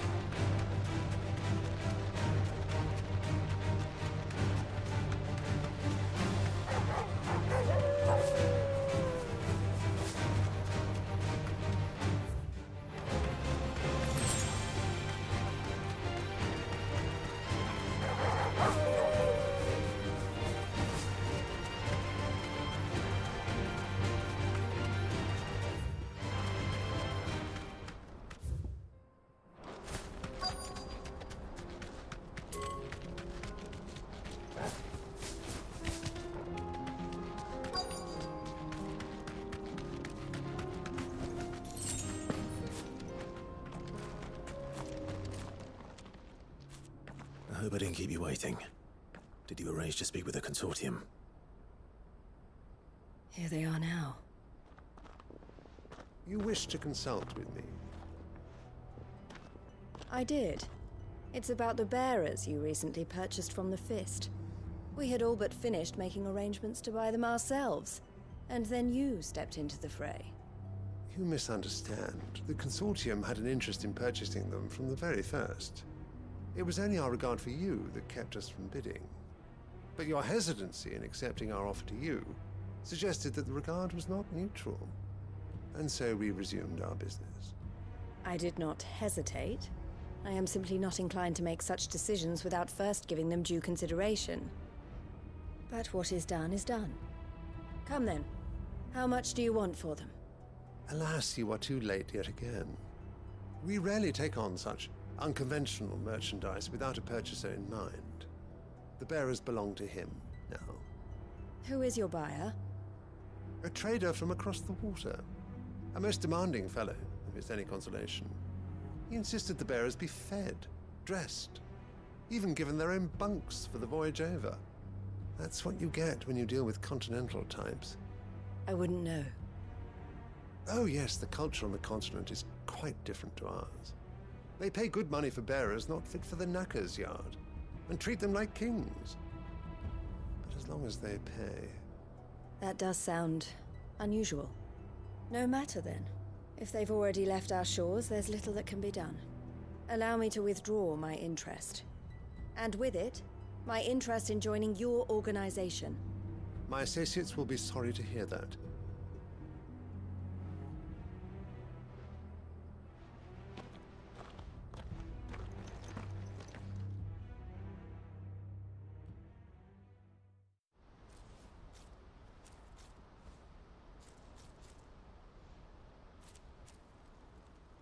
I'm sorry you weren't able to save them. As am I. But I only have myself to blame. He was right, you see. The Silver Peak Consortium did intend to buy those bearers before I did. Their representative hinted at a possible purchase when he came to recruit me. I feigned interest in joining them in the hope he might be encouraged to tell me more. And he did just that. As soon as he left, I sent my own offer to Randalar. So you never... No. I entertained the Consortium's proposal solely so I could learn more about those bearers. But I was a fool to think they wouldn't find out. I knew exactly who I was dealing with. You tried. I did. And if what he said was true, the bearers are to be well treated. Which is something, at least. But they deserved more. I wanted so badly to see them freed. Eloise! Eloise! Word from Cashlock. The village is under attack. A pack of beasts have come down from the mountains, and there's a dragon at its head. Theo and the others are trying to hold them off as best they can, but the odds are against them. They need help, and fast. Theo! I'll go on ahead. Thank you, Clive. I'll gather some men and join you there. Just... make sure he's safe.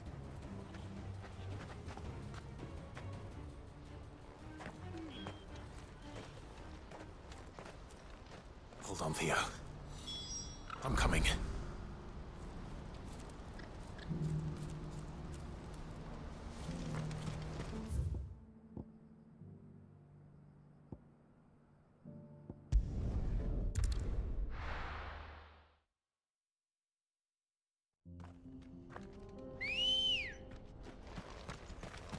Good girl.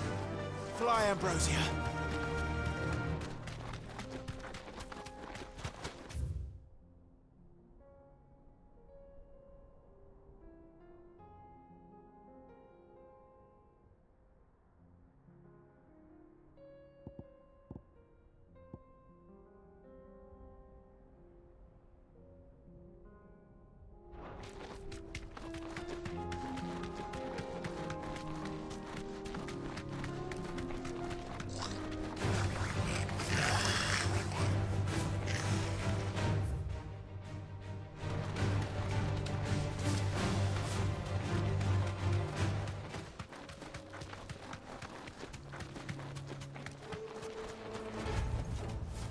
only to ride from here.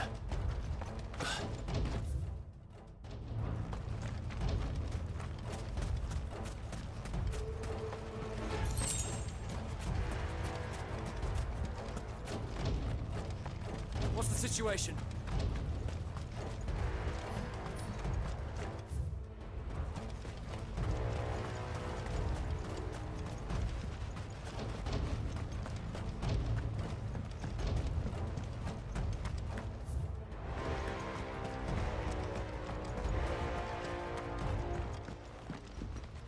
Where's Theodore?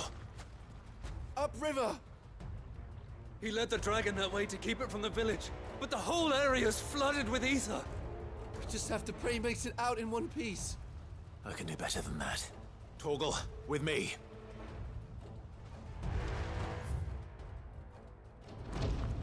Ambrosia won't help me here.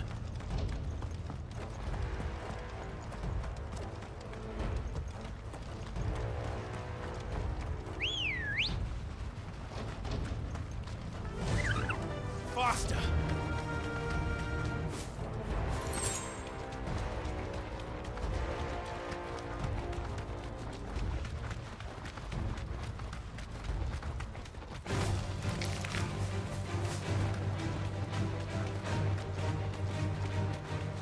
Where are you, Theo?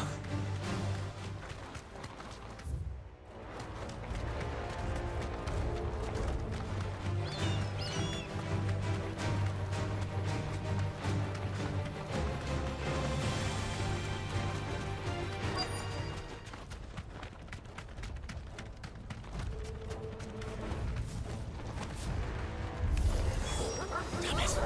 The ether's too thick. These creatures have already turned.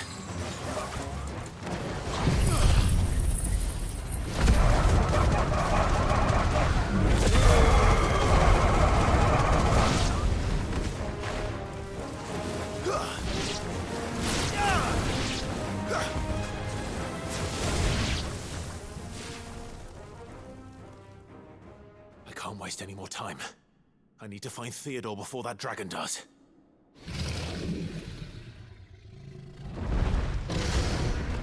Looks like it's found me. This thing's turned as well. This isn't going to be easy.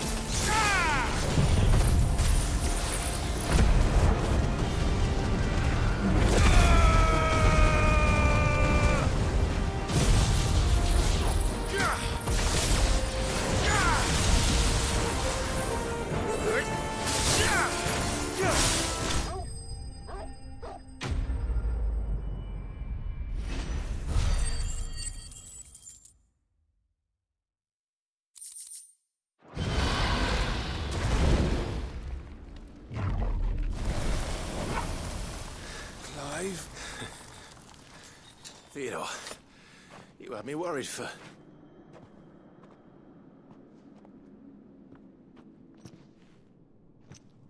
We have to get you out of here.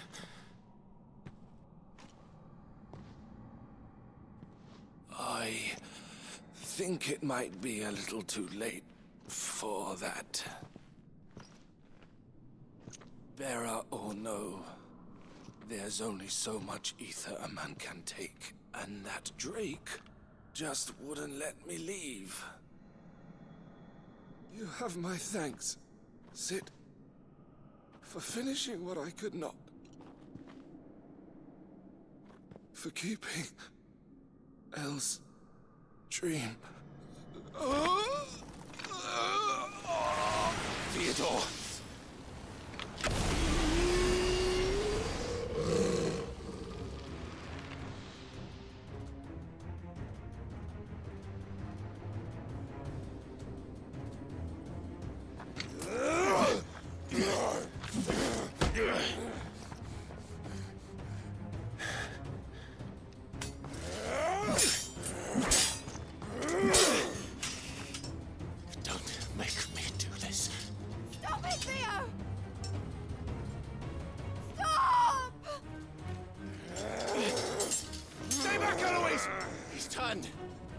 And so will you!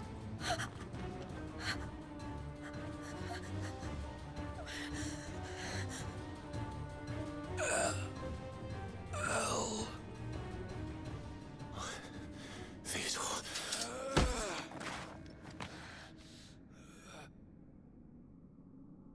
Take care of my sister. Theodore, wait. Goodbye, Elle.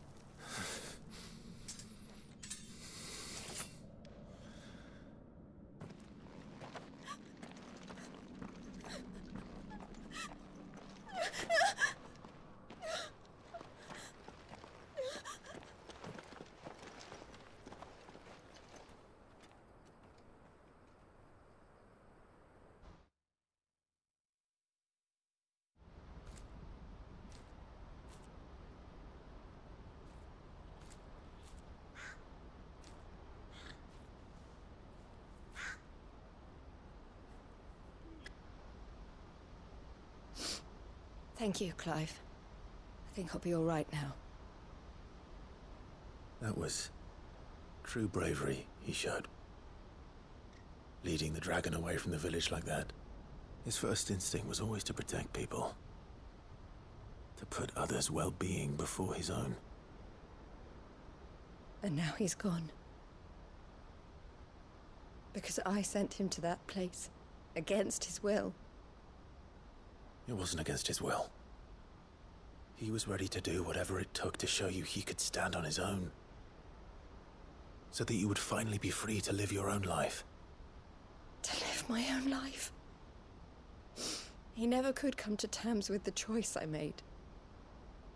What exactly happened? You once told me Theo was the first bearer you ever helped.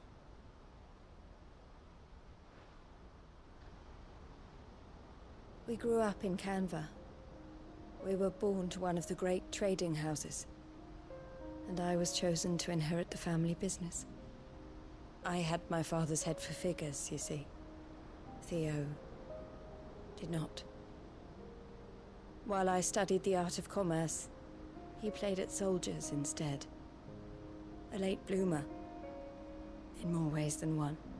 For unlike most bearers, it wasn't until his 15th summer that his powers awakened.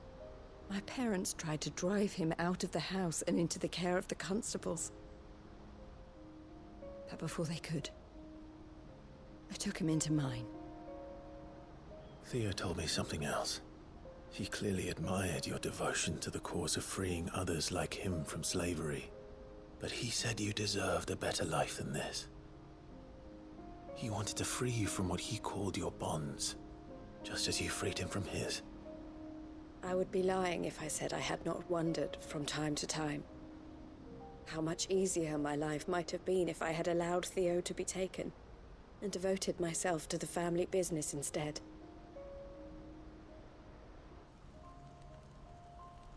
But I have never regretted the decision I made. Being with my brother meant more to me than tradition or reputation.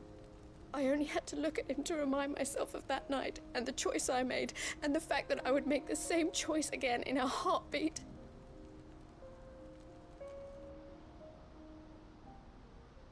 He was never a burden.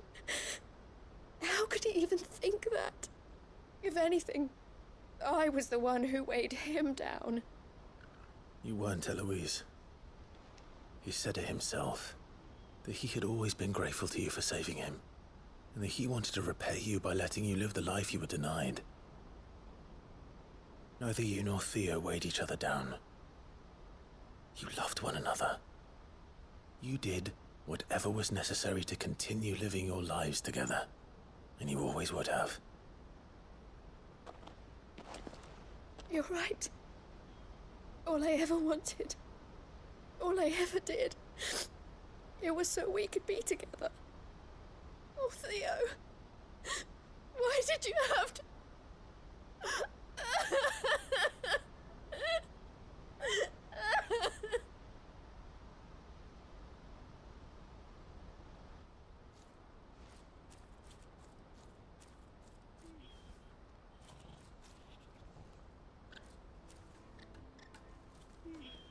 I know Theo wanted me to move on, but I'm staying here at the Crimson Caravans to continue our work. We can make a difference here. We can help people, save them. I need nothing more from life than that. So I'll carry on doing what we do, ensuring that goods, people, bearers get where they need to be, bringing smiles to people's faces just like we always have, and to Theo's. Wherever he is. This is the life I have chosen. The life I will always choose. I've made a choice of my own, to continue helping you however I can. Whenever you need it. Thank you, Clive. Let's go on together then. For Theodore.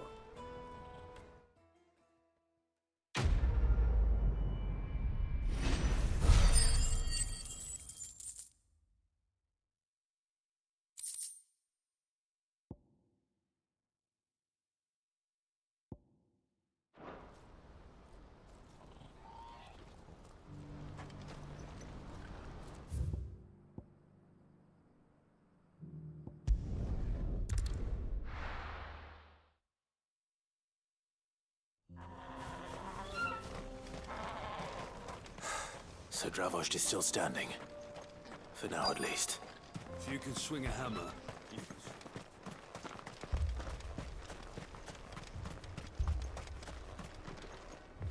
Clive! You're here! And the Akashic? Mostly off to the north still. But I spoke to Doris's scouts and it turns out things are worse than I thought. There's swarms of them out there. Told old Snotty to be ready to seal the north gate. That should buy us some time if we need it. Enough for the villagers to barricade themselves inside their homes, at least. Well done. Welcome back, Sid. I'd never have guessed, you know. Not if August hadn't let slip. Who'd have thought that the savior of Dravost would turn out to be the realm's most infamous outlaw? Keen to help us out again? I am. Thought you could sneak off without me, did you? Blackthorn. Oh, what are you doing here? One of the scouts couldn't keep his voice down. Unlike my best mate who didn't think I deserved to know. Zoltan, how long's it been? Long enough for us two to turn into a pair of old codgers, I see. That your idea of an apology? Prick. Don't listen to him. You only did what you thought was best. For the village and that. I did, yeah.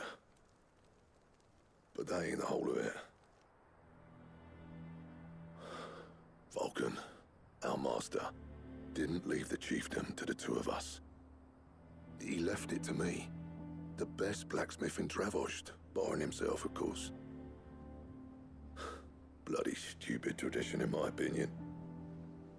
If someone's got talent, you should let them practice their craft, not ask them to settle petty feuds and barter for grain. Our master wasted half his life that way. I wasn't about to let that happen to me. So you wasted half of mine instead.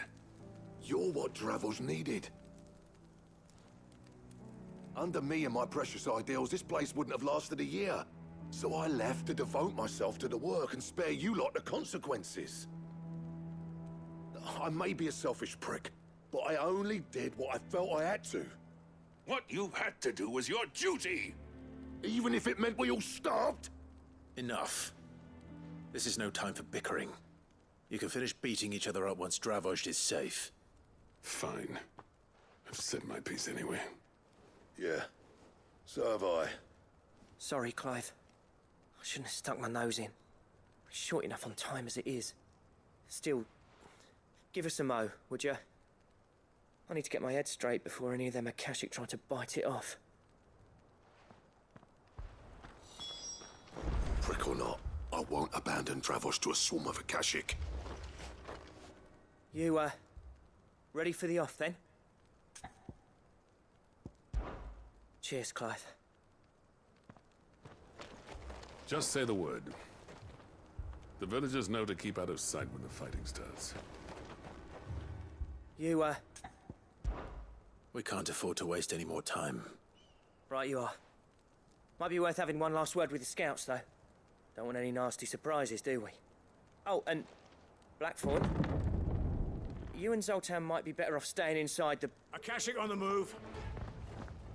How close are they? Within sight of the walls, and there are more coming up from the mines. What was I saying about nasty surprises? They'll wash right over us if we stay out in the open. We're pulling back behind the gates. Good idea. Get yourselves inside, but keep your weapons handy. Understood.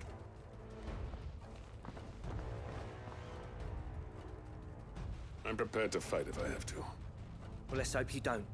That's our job. Once the scouts are inside, order your men to barricade the gates. No heroic last stands, you hear me? No fighting at all if you can help it. August's right. I've seen what Akashic beasts can do to armor. The people here are tough and willing, but they ain't equipped to face what's coming. I'm going out there. Start work on the gate as soon as I've left. I'll give you as much time as I can. And if they kill you? You evacuate. But it won't come to that. I promise. You'd better be right. Take good care of Dravost till I get back. Leave it to me. And give those things what for, yeah?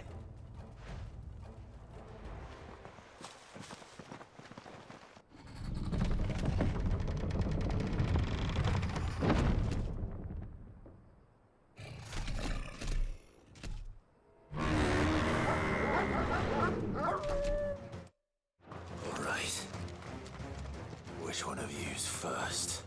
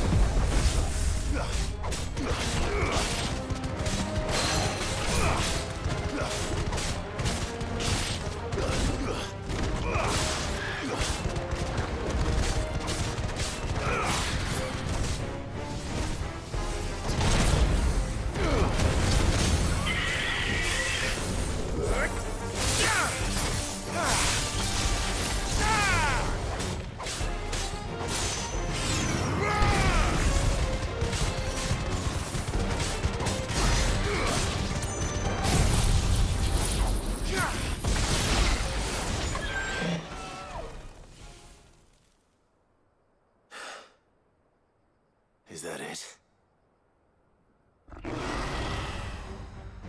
Apparently not.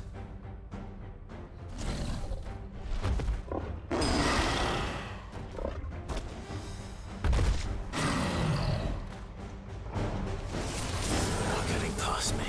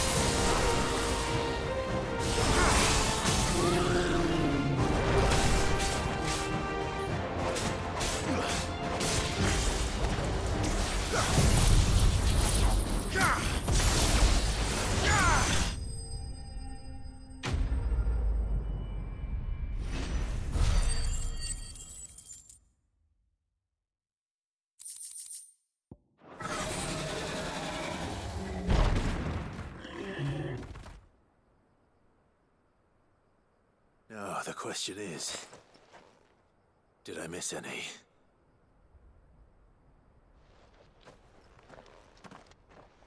Man alive! You're still in one piece! I slew as many as I could. As many as I could, he says. The old bleeding lot, more like it. Well, almost. Only almost. Yeah, one or two did try to sneak over the wall. But we got the bastards, don't you worry. Good. Though you do know, more will come in time. In time, yeah. But we can think about them later. Let's get you back inside.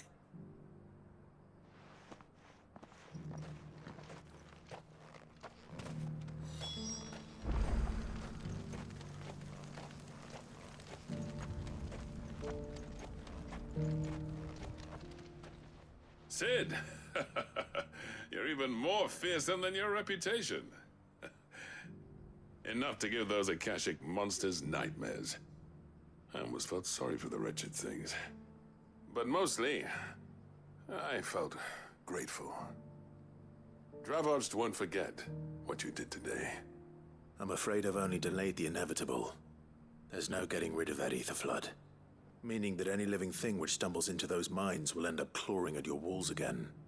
And that's if the flood don't spread. If it does, well, I hate to say it, but the village's days are numbered. That may be, but we're staying just the same. With ether floods springing up all over, it's no less safe than anywhere, and more importantly, it's our home.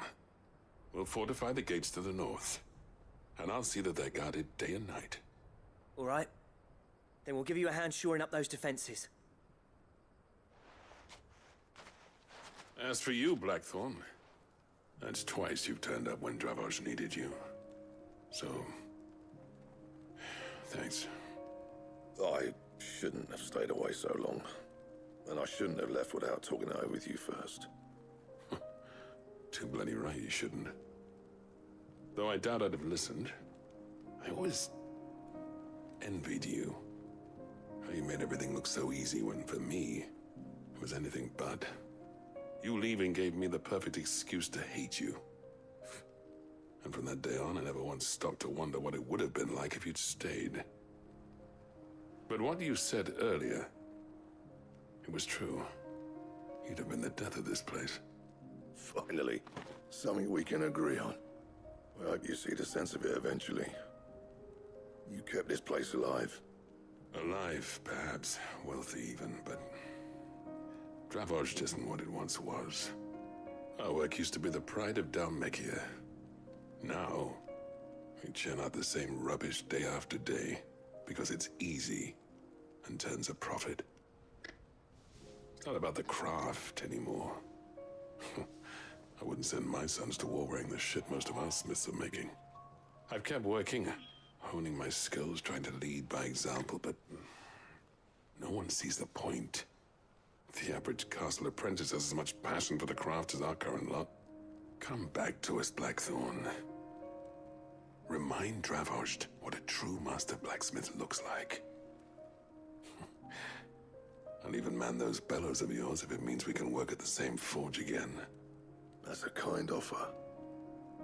Kinder than I deserve. And I wish I could accept, but I'm needed elsewhere. There's people who trust their lives to my steel, and I daren't let them down. Fair enough. But that doesn't mean I couldn't visit from time to time. Let's see if we can't rekindle this town's passion for the craft, shall we? I'd like that. Just be sure to tell Snotty to let me in the next time I come calling, yeah? Knowing him, he'd let you in anyway. Blackthorn. The Master Smith turned outlaw, back in my good graces. I never thought I'd see the day.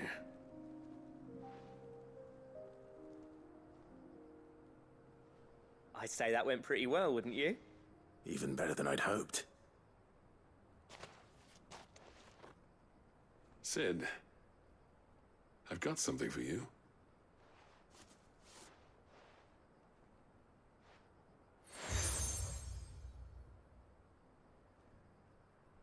And this is? A token of our lasting gratitude. But I'm of a mind to make you a far grander gift. Designs for a certain sword have been passed down from chief to chief for generations. Now hold on, Zoltan. There's a reason no one's made that blade in centuries. There's not been a craftsman equal to the task. I'll admit your cinders make impressive steel, and I've learned to hone an edge Odin would be proud of. But the engravings on that thing are enough to make a jeweler cry. And they're not just for show, either. Have you forgotten what brought you back to Dravoj in the first place? A certain ring? I knew I'd never surpass you with the hammer and tongs. So I turned my hand to a different kind of metalwork. Between the two of us, I'd say we're the equal of any master craftsman ever to have graced a forge.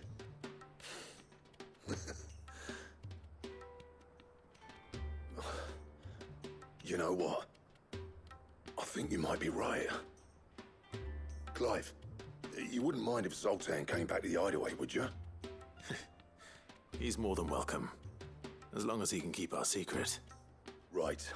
Zoltan, get your tools. We've got a legend to forge.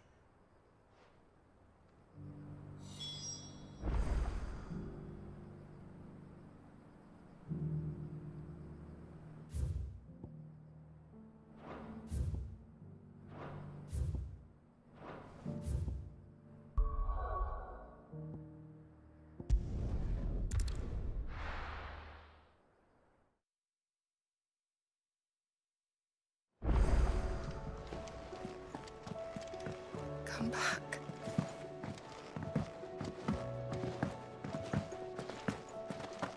Oh, don't tell me we've run out of Papio nuts and all.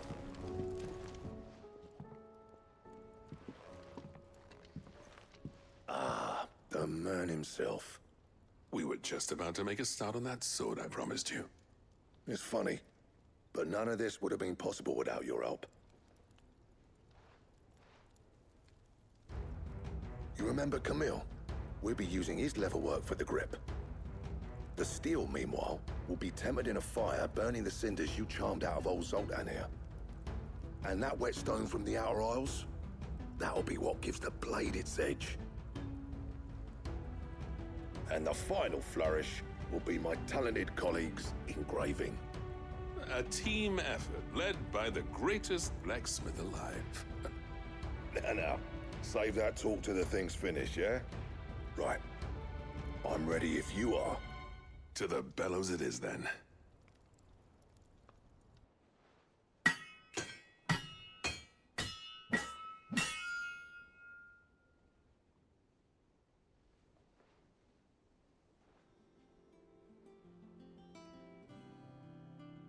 Well, bugger me. We actually did it.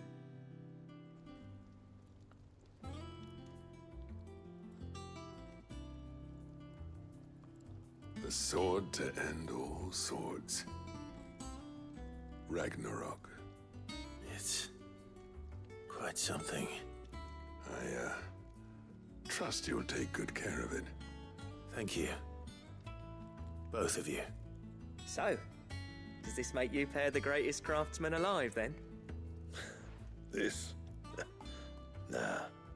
This was just following the footsteps of the greats of old. It'll take more than that to earn us our place in history. But we're up for the challenge. Here. A list of materials. Zoltan and I got talking on the long road back from Dravost. We reckon with those items there, we could craft something even better than the Ragnarok. Something worthy of a legendary outlaw like yourself. That's a weapon I'd like to see. You leave this list with me. I was hoping you'd say that. One legend at a time, eh, lads? Before you start on the next, who fancies raising a cup to Friendship Reforged? Good idea. No more drinking to forget my past. It's about time I had something to celebrate.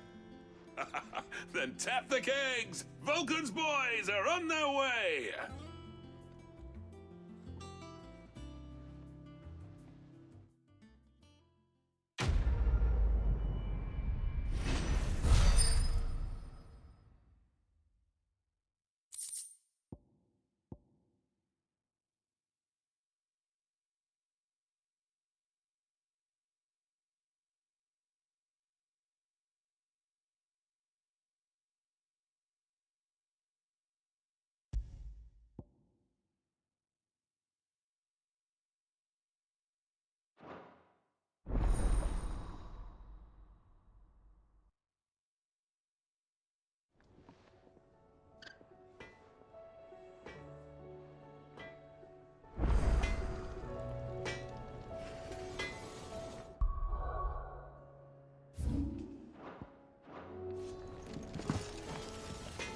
What do I owe the honor?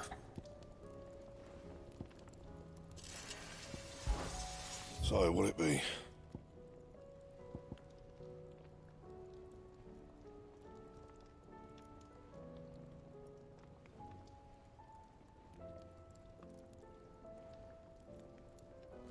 Anything else?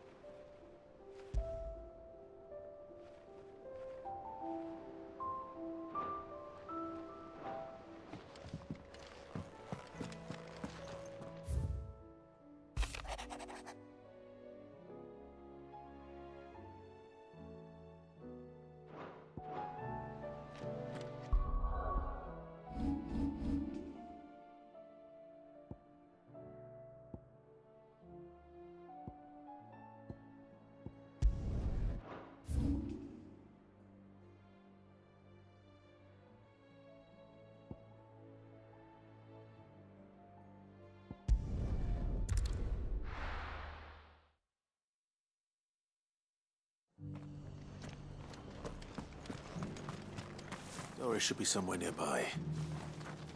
Assuming she's still here.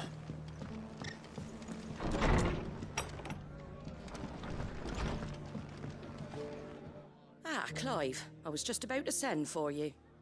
I'd like you to take something to Sir Wade up in Eastpool. Seeds for planting. Thought it was about time they started growing their own food. I'll keep providing them with whatever they need in the meantime, of course. But if Eastpool's going to survive, it's got to be able to fend for itself. As have those poor bearers.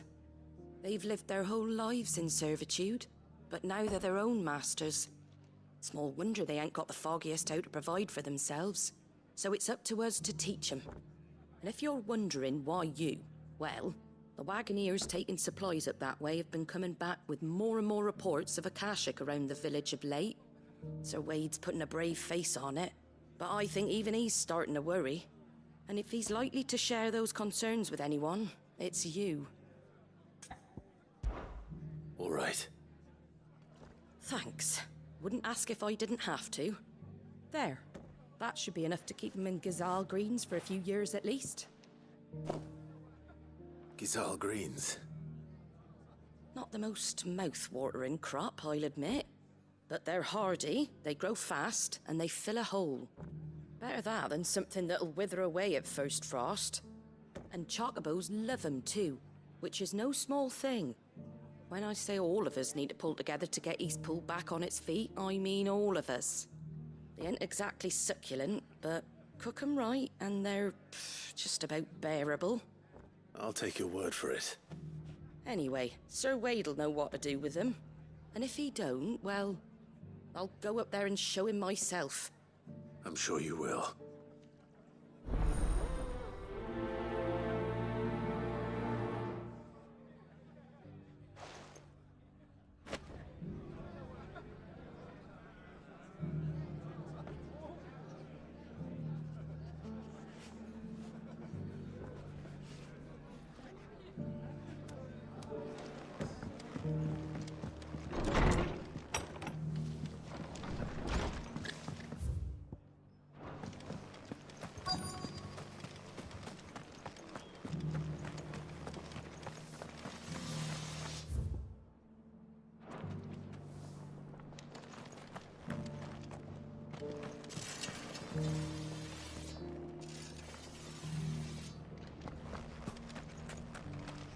I've got greens of all shapes Looking and for shelter, sizes. are you? Colours too. Mostly green though.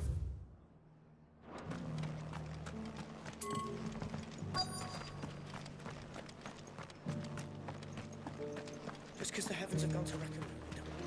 What are you after?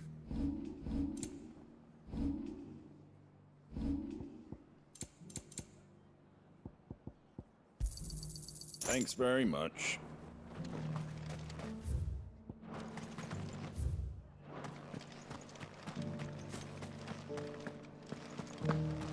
It doesn't still hurt, does it? Oh, 1,000 a cut. It's been a pleasure, Doris. Just like old times. I'll give your offer some thought, my lady. How goes the investigation? Sid, what brings you to Martha's Rest? You. I heard you were out here on your own, tracking our slaver. I trust you're being careful. Of course. And it had to be me. The bearers from the Dragon's Eyrie confirmed a long-held suspicion of mine that the slaver we've been tracking is an old acquaintance. She's no fool. If we'd come in force, she would have spotted us straight away, and then vanished without a trace. That was her just now, wasn't it? So, was it a fruitful reunion? I'd say so. She tried to recruit me. Seems her time in Rosaria is coming to an end. She's abducted bearers from across the region and is looking to smuggle them back into Sambrec. After her brush with those beastmen on the road to Northreach, she hired herself an Imperial escort, which she wants me to join. She's dangerous, Sid, but I think I can stop her. Then I'm going with you. I'll take care of the escort. You can see the bearers to safety. Where are they? The Baum Archers, soon to break camp. You go on ahead. I'll follow once I've sent word back to the hideaway.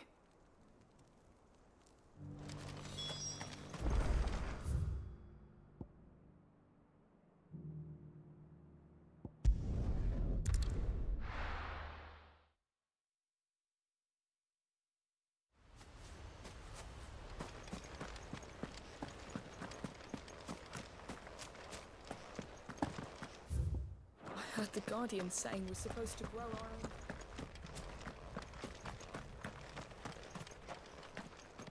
Ah, Lord Rossfield. What brings you to Eastpool? A delivery from Martha.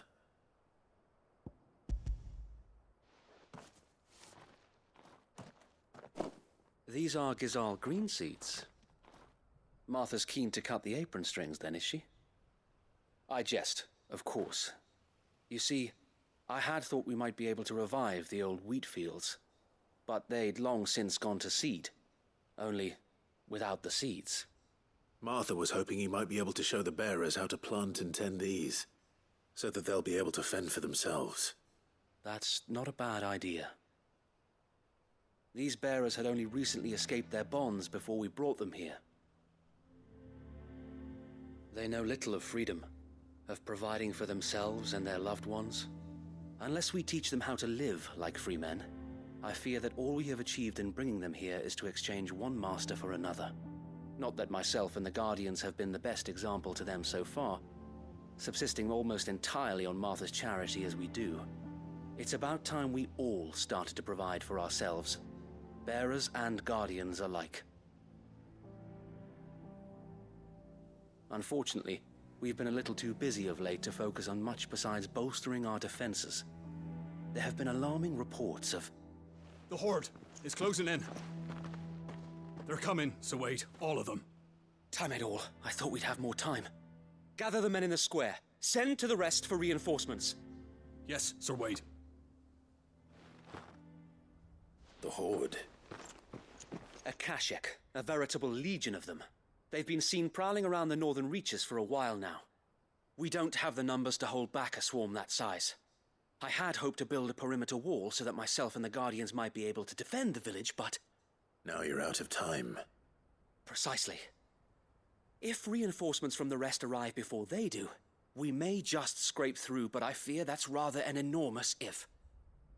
What if you could call on reinforcements from Eastpool? You mean the bearers? We brought them here so they might live, not die, fighting for their lives. So wait. You said you lack men to defend the village. Are the bearers not men? Do they not wish to see Eastpool saved? Though they may not be trained soldiers like your Guardians. What help they are able to offer could still prove the difference between victory and defeat. You're right, my lord.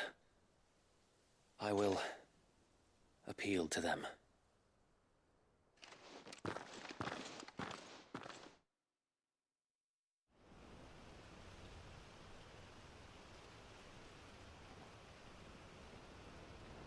My friends, I humbly beg your aid.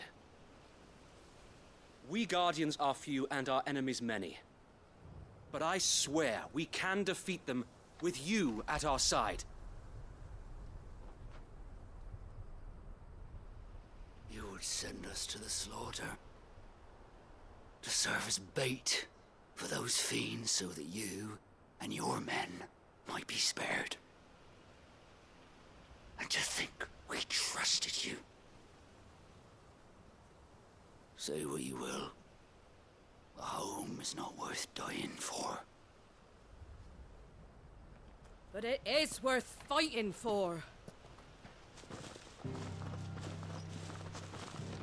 Sir Wade fights to give you lot a chance. Just like I do. Just like Sid does. We all wanted to give you a home where you could be free. And you got one, didn't you? This place, Eastpool. This is your village. Your home. And if you don't fight to protect what's yours, you'll lose it. You know I'm right. This world wants to take everything from you. Everything. Your homes, your freedom, your very lives. So then, are you going to stand by and let that happen to you? Are you going to accept fate like good little Bran did and die, having never stood up for yourselves? Or will you fight like free men and women?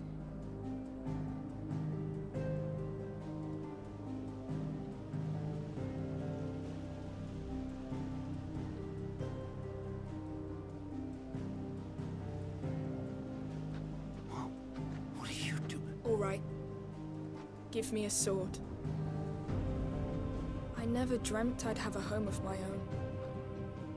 And now that I have, I don't want to lose it.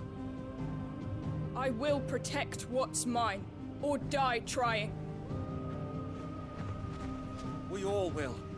Free men and women, fighting together.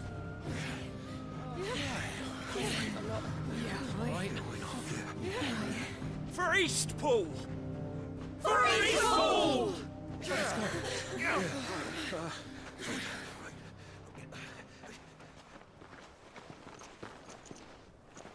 Thank you, Martha. Don't mention it.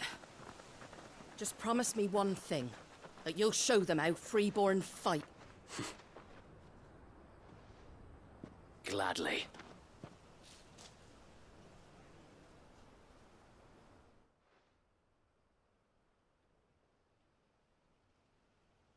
Well, if it was numbers you were lacking, you certainly won't be now. Thanks to you. Me? Oh, I just love the sound of my own voice. Lord Rosfield, my lady, we're ready. So what's the plan of action? We'll divide our forces into several small detachments, each made up of guardians, bearers, and guards from the rest. These will position themselves at strategic points around the village. Upon engaging with the Akashic, each detachment will keep the creatures occupied as best they can, steadily retreating all the while. You're going to lure them into the village? I am. We will have neither the time nor the resources to treat the wounded, so injuries must be avoided at all costs. Instead, we will focus purely on defense at first. By coordinating our withdrawal through the use of messengers drawn from among the bearers, we will aim to have the swarm converge at a point of our choosing. With luck, that point will be the village square. The perfect place for our most able warriors to surround them and fall upon them. And for you and I to finish them off. A sound plan, but one that'll require a leader with a cool head and strong nerves to coordinate the retreat. I'd say you have both in abundance, Sir Wade, but you'll be needed. Please, leave the last of the fighting to me. Ha! And let you have all the glory. Sir Wade! They're here! Then you know what you must do. We work together, everyone playing their part, each shielding the other that no man might fall, that Eastpool might live on. For Rosaria. For Rosaria! We've no time to argue, my lord. I'll do as you ask. And I will do as you ask. Suppose we'd better do our bit too then, eh? Right you are, Martha.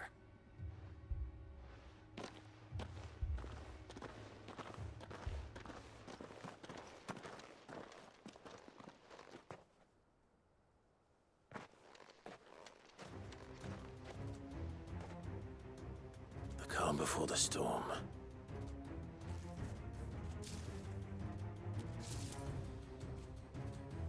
And here it comes. I will not let this village fall.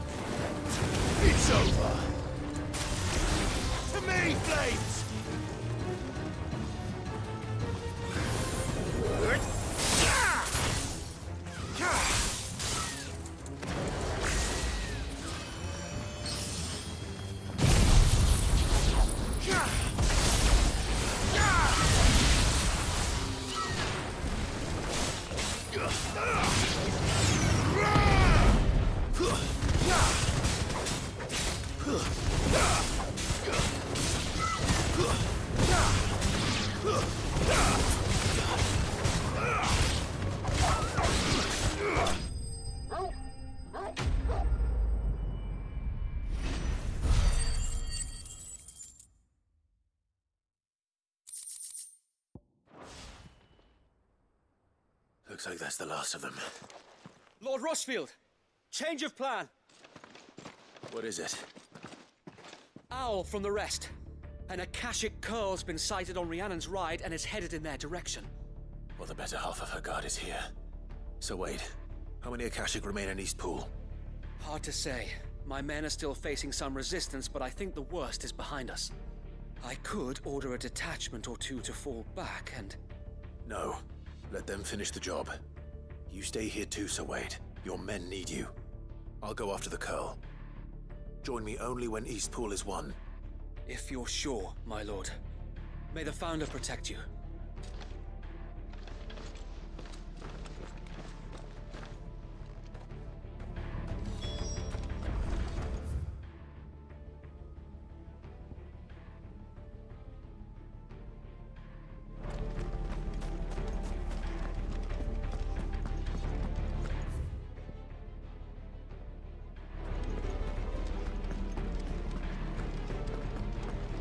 Next one's mine. I might...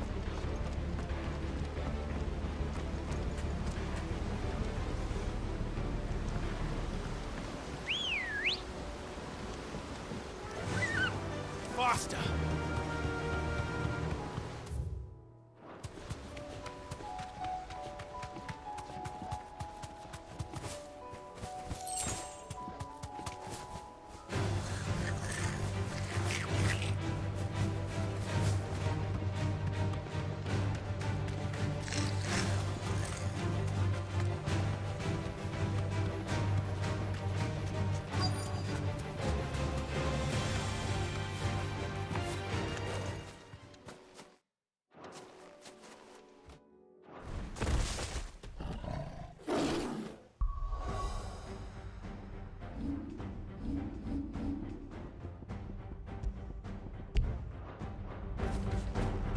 There it is. With me,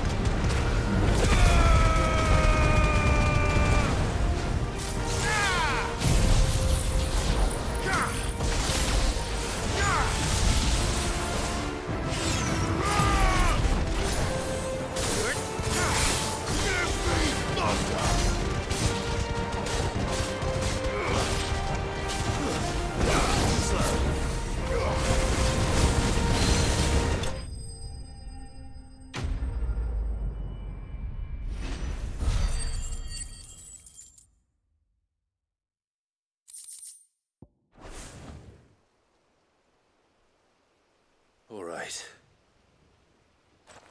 Back to Eastpool.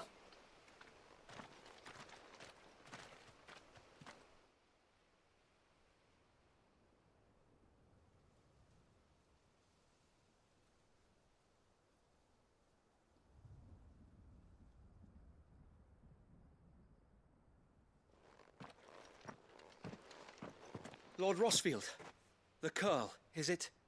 It's dead. Thank the Founder for that. And for you, my lord. We were able to eradicate the rest of the Horde. I have guardians posted around the village to keep watch for further attacks, but all seems quiet for now. I hesitate to say it, but I think it might be over. I think it might.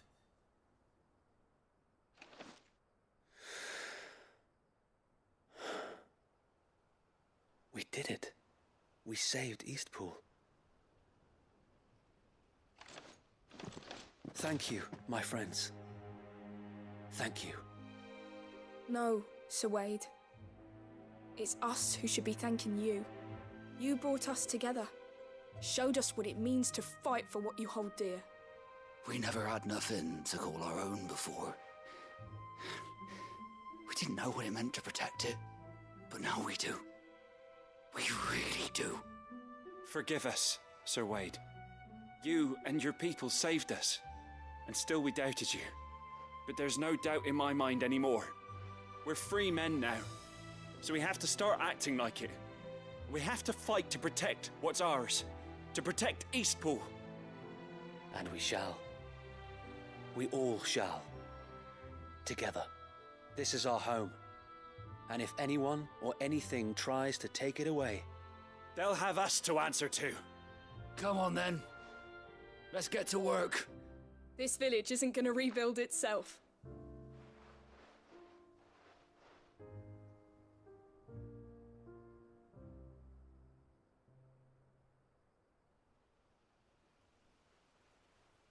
They're not slaves anymore. No. They're Rosarians. Your father took pity on the bearer's plight, and I believe if he was still with us today, this is what he would have wanted. I believe you might be right. I shall remain here, my lord, and do what I can to help rebuild the village. After all, this is my home now too. And I could hardly call myself an Eastpoolian if I didn't pull my weight. I think you'll find it's East Pudlian, Sir Wade. But you should be proud all the same. I'll have to pull my weight too. Can't have the rest getting outclassed. Speaking of which, I ought to be getting back. Can we continue to count on your support, Martha? Of course, and I'd be counting on yours too. Us Rosarians have got to stick together, haven't we? Indeed we have. And Clive, come by the Golden Stables when you get the chance. I ain't paid you for delivering them seeds yet. All right. I will.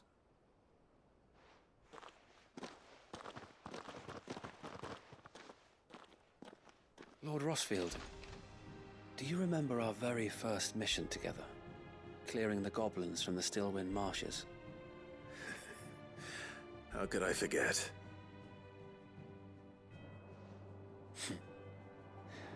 There's one sight that I shall never forget. You, facing off against that giant Morble. Not a trace of fear on your face. Since that day, there have been more than a few times when I felt like giving up. When the odds seemed so stacked in the enemy's favor, I thought I may as well just lay down my sword and surrender. But every time, I would think back to the look in your eyes that day and remember what it means to be a shield. Know that whatever trials Eastpool may face, I shall never lose courage. Thanks to you. So Wade, you have always been a true shield. I know that Eastpool, and indeed all of Rosaria, will be safe in your hands. Thank you, my lord. I know the rest of the world will be safe in yours. I'll do my best.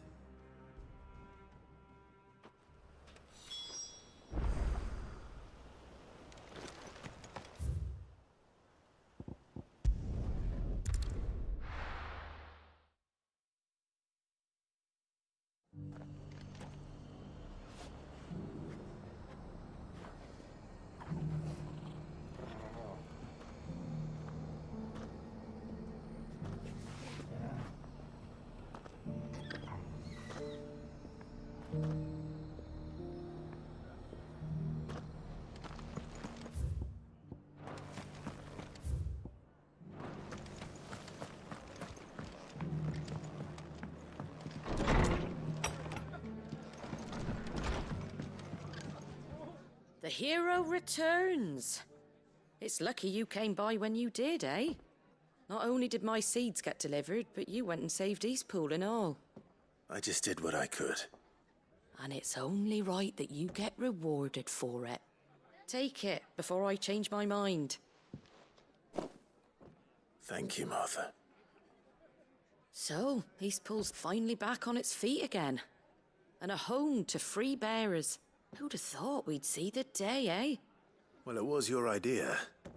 I know that, but I never stopped to think what it would mean. Bearers in charge of themselves, thinking for themselves, working for themselves.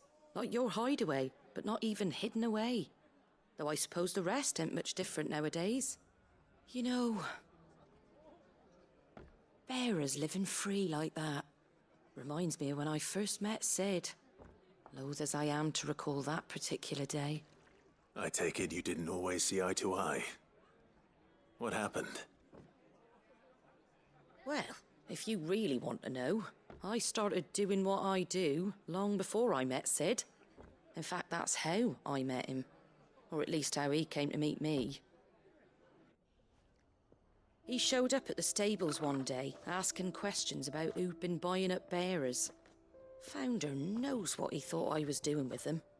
Running a hunt, poking around in their innards. Something awful, anyway. Me, I thought he was a new constable. Thought the game was up. But somehow we both managed to work out what each other was about.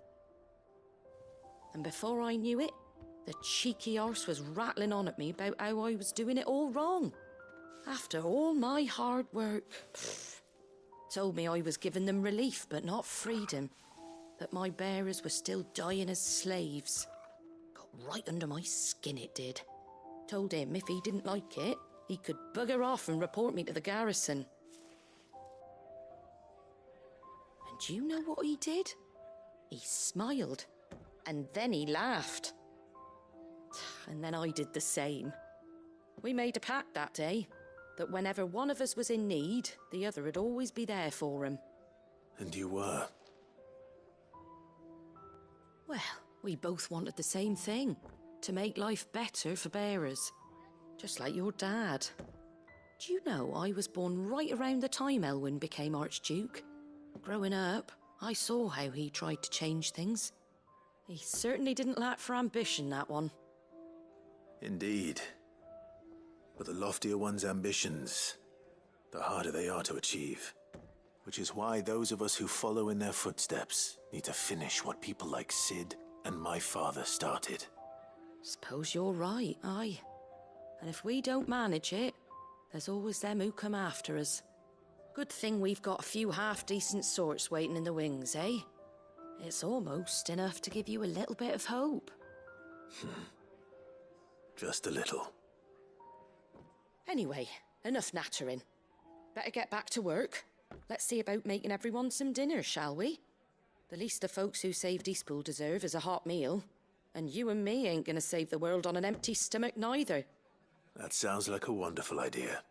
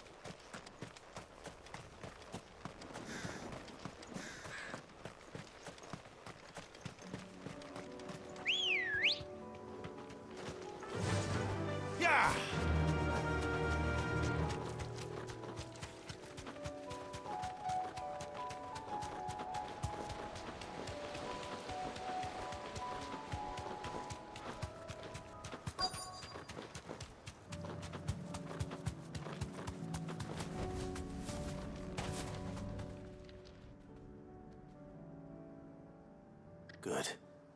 They haven't broken camp yet. How did Doris come to know a slaver, I wonder?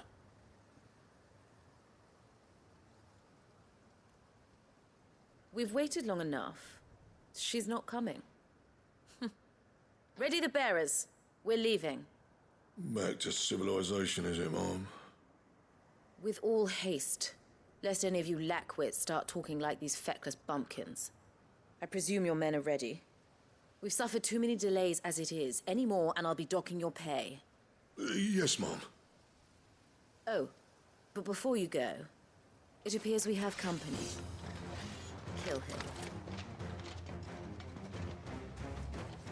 You're welcome to try.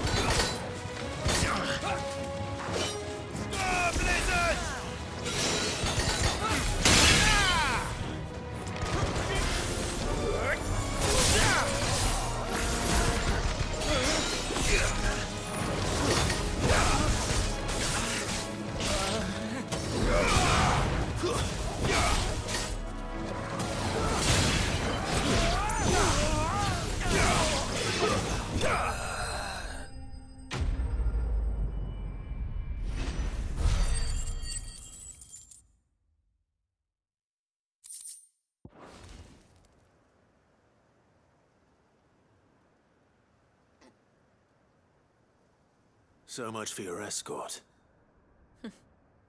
You'll forgive me for not avenging my men.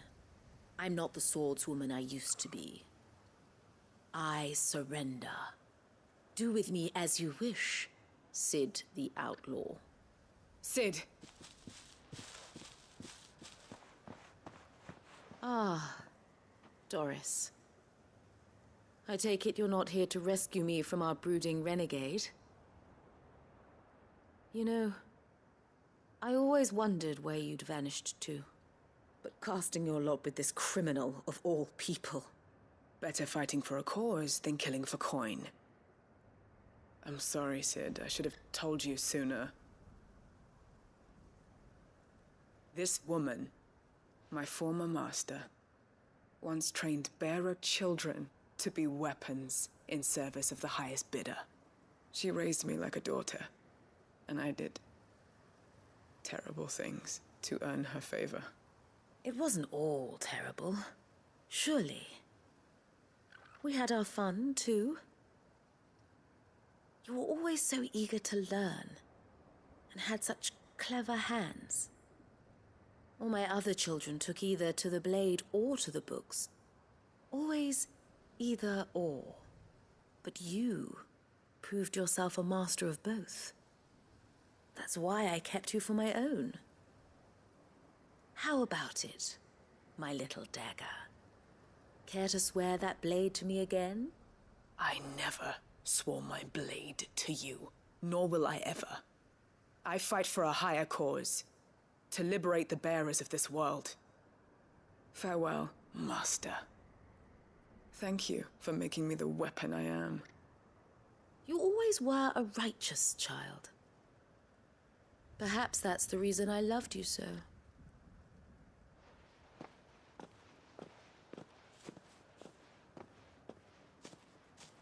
What do you want to do with her? I am not the killer she wanted me to be. Not anymore. And she no longer has friends in high places. The Dame does, though. Her connections at the Imperial Court will see that justice is done. All right. If you're certain. I am. And thank you for everything. Now, I better let these bearers know that they're safe.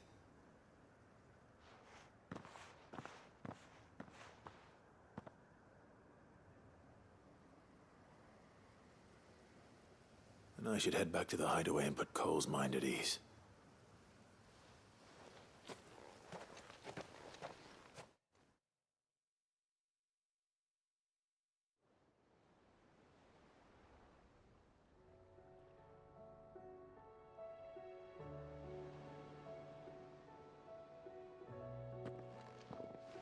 Welcome back, Cid.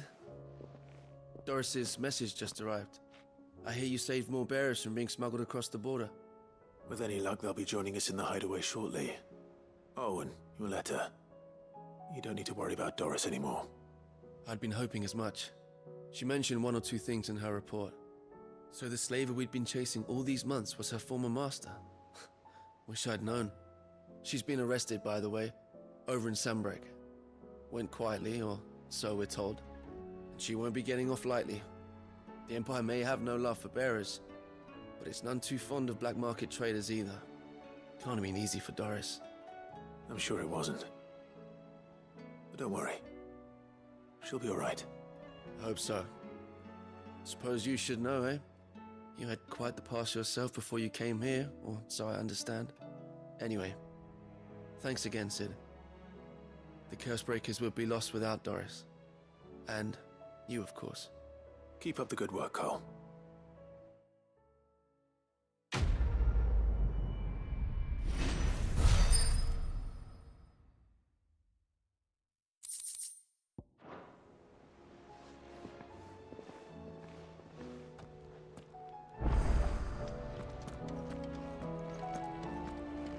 Karen says she'll provide what she can for our voyage to Ash, and has even agreed to forgo payment. Until our return, that is.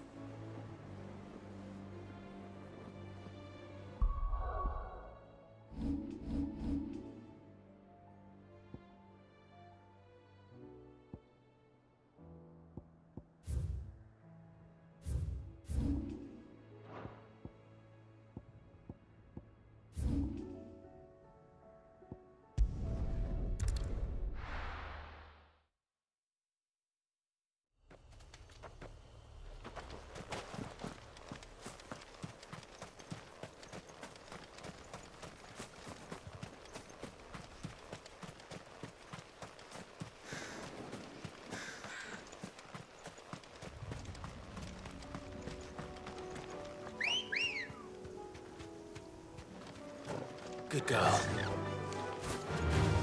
All right.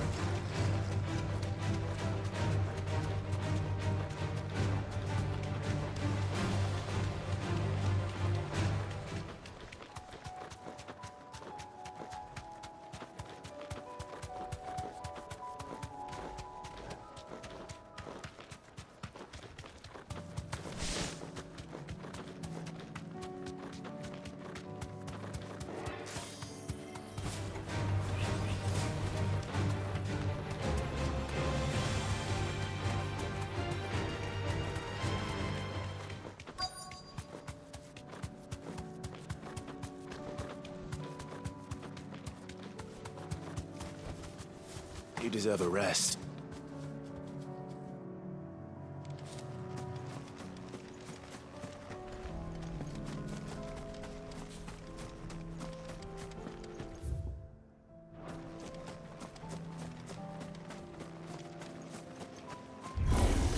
No mistakes.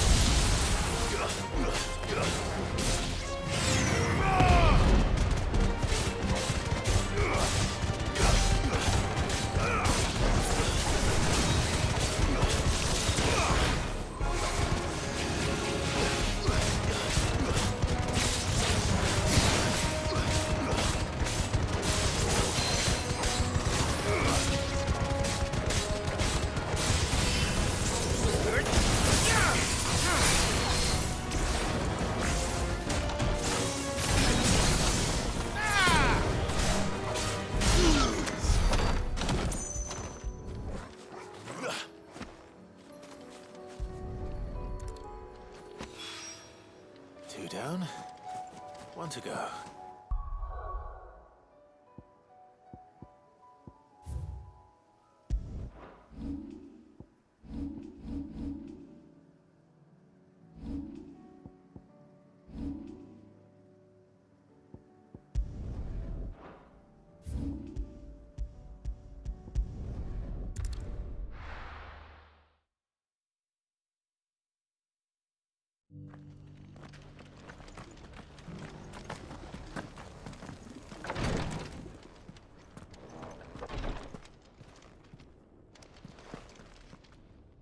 Lord Rosfield, is there aught the Undying might assist you with this day?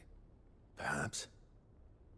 My brother said that your order was helping him with his quest to uncover Ultima's origins. Have you learned anything of note since last we spoke? Little unless, I regret to report. I see. Be assured, however, that we will not rest until the truth is known. Even now, our archaeologians scour ruins in every corner of the realm for traces of Ultima's touch. Fallen ruins, I take it. Dating back as far as Phoenix Gate. Indeed. Ultima's thralls are oft sighted among the remnants of the fallen civilization, as if protecting the secrets concealed within. Secrets we'd see unearthed. Should our methods be of interest, my lord, mayhap it would please you to observe some of our number at work. Would that be possible? Of course. A survey is being conducted not far from here. Perchance you are familiar with Kretov, a small hamlet built around a fallen airship. I was due to visit my colleagues there to collect their preliminary findings, but if you would consent to do so in my stead, I'm sure that they would be honored to relate any discoveries they have made to you directly. All right. I'll go and meet with them. They will be most gratified, I am sure. Might I suggest you take the road through Titan's Wake? It will lead you straight to the village after but a short walk. Thank you. I will. I wish you a safe journey, my lord. May the Firebird's flames burn ever in your heart.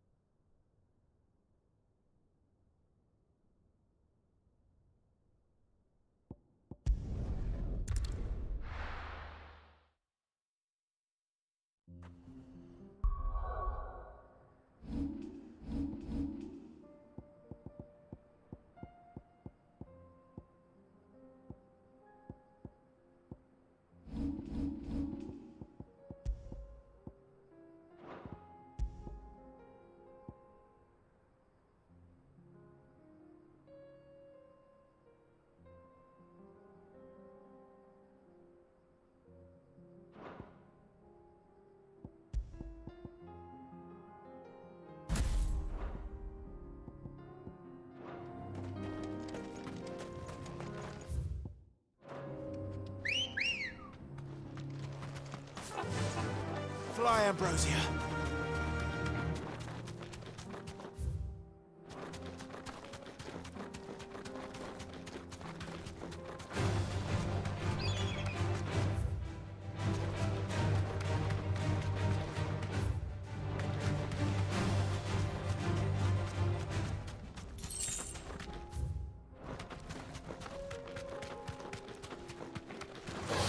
No holding back.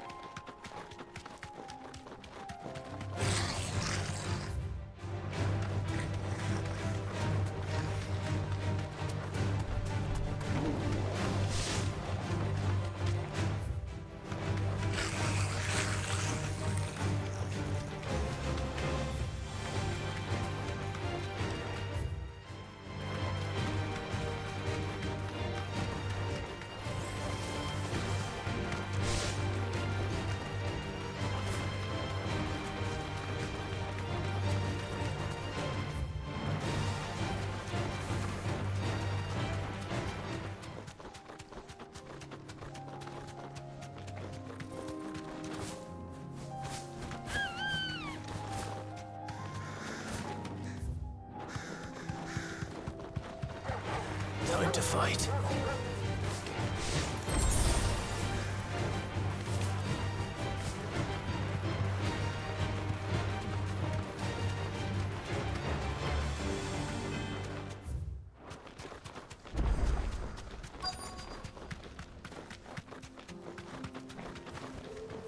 Straight home now.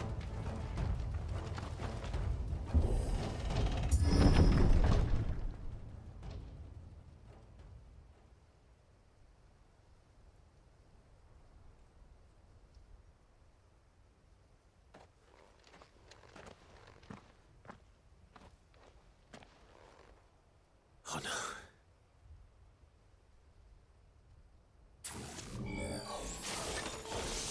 You'll pay for this. May still be survivors.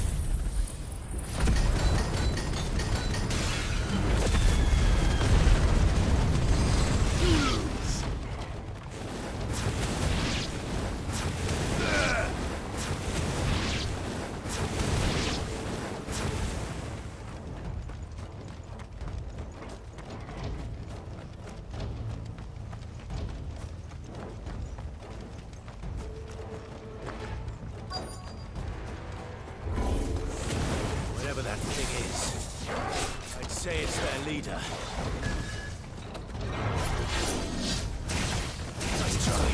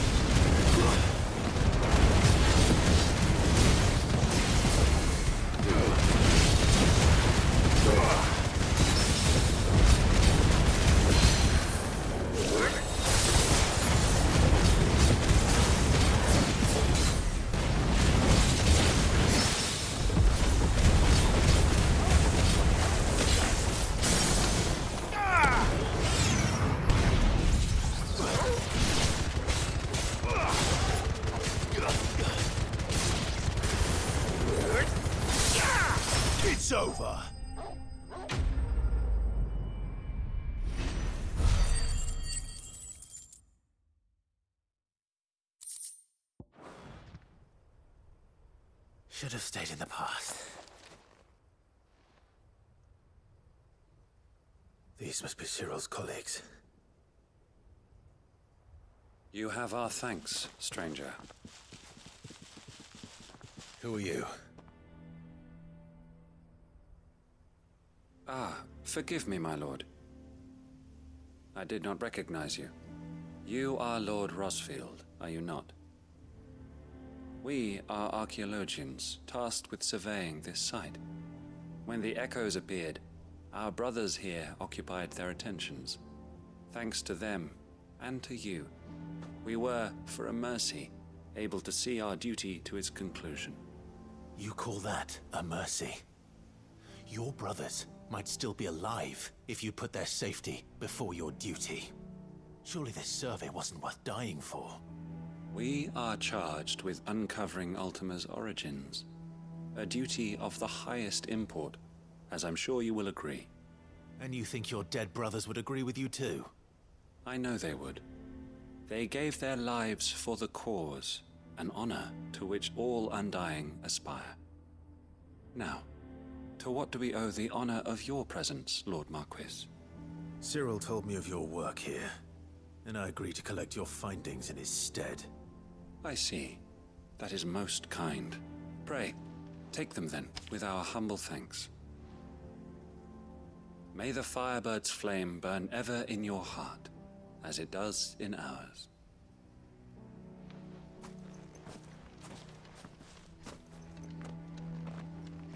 It's one thing to lay down your life for another, but for a survey... I suppose I'd better get this back to Cyril.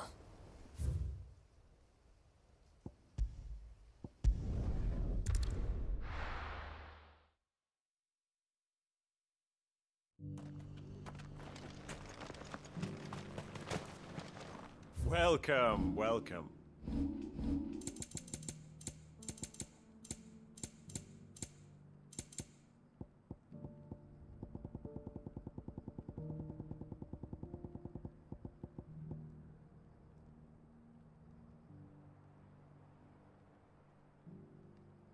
Go safely.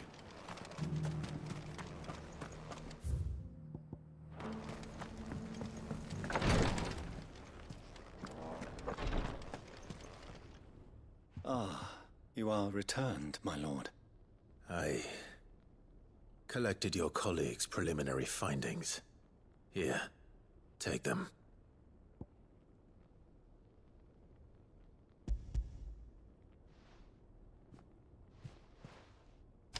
My thanks. I shall study them, and inform you forthwith if I discover aught that might aid you in your fight against Ultima. Cyril, your survey party suffered several losses in Kretov.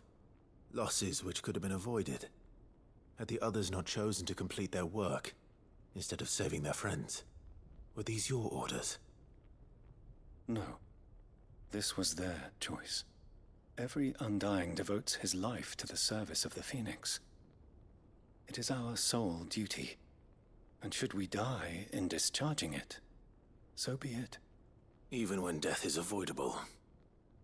My lord, I fear that this is not a point over which it would be fruitful to argue. The Undying have served the Phoenix for countless generations, and your opinion of our methods, however earnest, is not like to change them. We live to serve the Phoenix. Our very order exists for that purpose, and that purpose alone. Cyril, I know that you and your brethren answer only to Joshua, but allow me to offer you a word of advice. It does not further the cause of the Phoenix to have his loyal followers surrender their lives without good reason. Provide your survey parties with an escort, that they might live to do their duty for years to come. Think not only of how you can serve the Phoenix, but how Joshua would want you to serve him. Please. For all our sakes. I thank you for your advice, my lord. If you will permit me to respond, our faith in his grace Joshua Rossfield, is absolute. And we of the Undying will do what we believe is right to fulfill our duty unto him. As first shield to the Phoenix, I am sure you understand what it means to do one's duty. I do. Then we are of the same mind. And it is my hope that we may continue to do our duty together.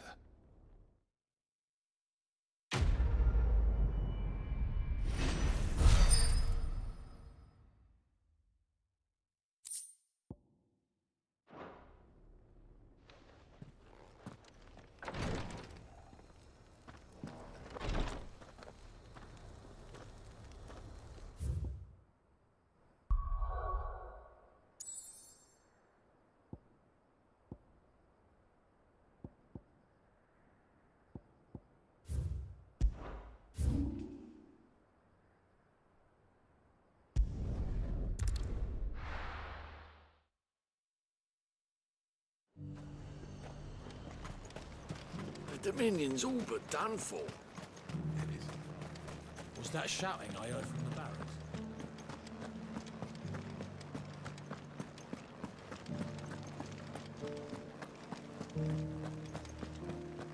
And you're just gonna fall into line?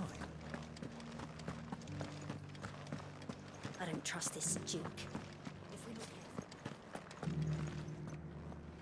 Oh, Clive. What am I to do? My wards and I may soon be without a home. What's happened? The High Cardinal has descended from his lofty throne and taken up residence here in Northreach. The High Cardinal? Leader of the Council of Elders, second only to his Radiance at the head of the Imperial government. Not that any of those things still exist. Now he goes by his noble title, the Duke of Oriflamme. And what does he want with Northreach? He wants to transform it into a military stronghold, a foundation upon which to build a new Sambrec. He's already secured the support of the various army remnants, with promises that they shall be afforded the respect they deserve in his empire. One built on the confiscated property of the people. He would rob the populace to pay for it. Believe me, I have used every means of persuasion to discourage him from this folly. But for whatever reason, he will not listen to me. What does Captain Philippe make of this? When the town was under attack, it was him the soldiers rallied around. Couldn't he use that influence again? How? By speaking out against one of the most powerful men in Sambrec. A man whose stated aim is to revive the empire Philippe's comrades swore to serve, and to improve the soldiers' lot within it. The captain can offer them a regular supply of gruel, and an occasional trip to the Vale to help them forget the terrors they face each day. The Duke offers them a vision of strength and safety. No. Any attempt to incite mutiny would cost Philippe the support of his men. If it did not cost him his life. But given the mood around town, mutiny may yet be unavoidable. The people have little appetite for further deprivation. Least of all when it serves only to elevate others. And who could blame them? Clive, would you appeal to the Duke on my behalf? For your services to Northreach? You have the respect of the soldiers, and they will take you to His Eminence if you ask them. And unlike Philippe, no bonds of loyalty prevent you from speaking your mind to the man. Well, will you try? You could hardly fare any worse than I did. I'll see what I can do. Thank you, Clive. Tell me then, where will I find this Duke of Oriflamme? In the garrison? Overseeing the troops, yes. All right. Wish me luck.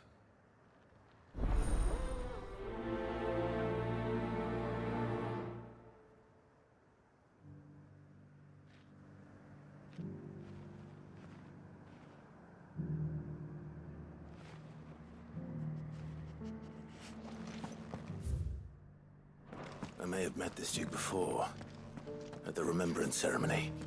Let's hope I didn't make a strong impression.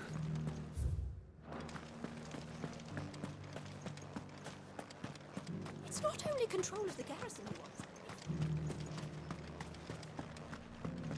We already have a leader in the Dane.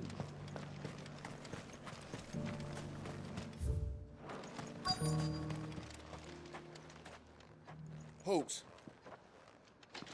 Oh, sorry about that. You're the dame's man, aren't you? You got some business with the captain? No, actually. With the Duke. I was hoping I might be able to speak with him. We're under orders not to let any civilians pass. But you should be all right. His Eminence has heard all about you and your heroics. Wait here. I'll go and ask.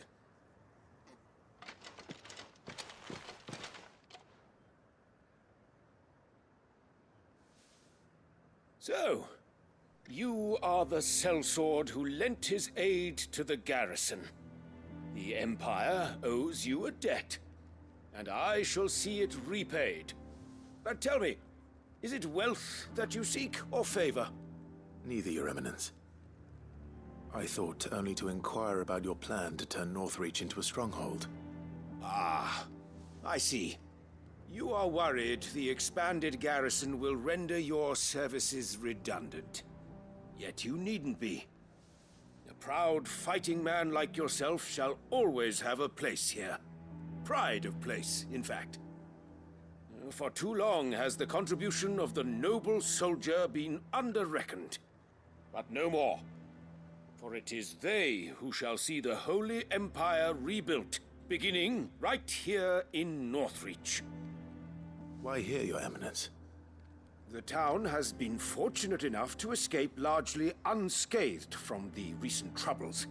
Her defenses are sound, and her garrison well prepared. Which is more than can be said for Oriflamme or Twinside. The Empire wants for a capital, and I believe Northreach to be the perfect place. With Caer Norvent as her citadel. Once we have seen to the refortification of both the town and the castle, we need only build a wall around both to create a city that would be the envy of the twins. Plans are already underway for the construction. Soon enough, these thralls shall learn that they are no match for the might of Sanbreque. I fear you underestimate how dangerous these creatures are, Your Eminence. Should they return in force, you will need all the people of Northreach to come together in defense of the town.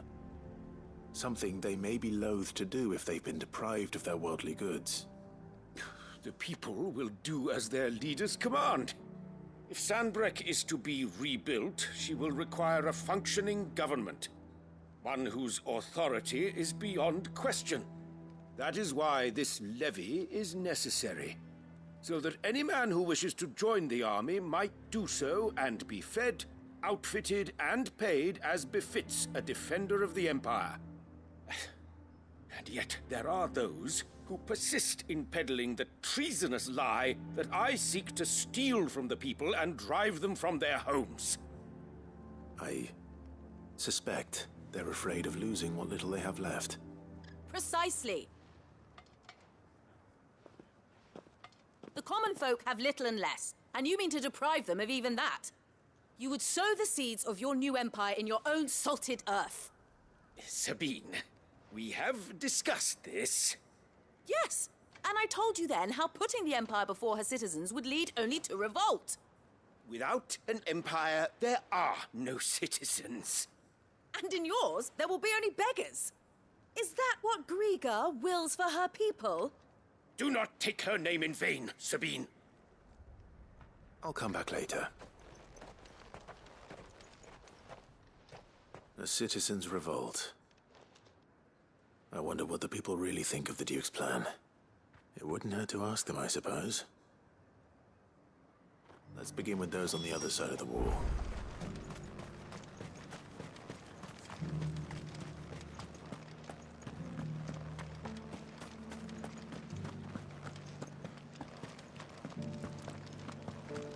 think he was the only one who survived?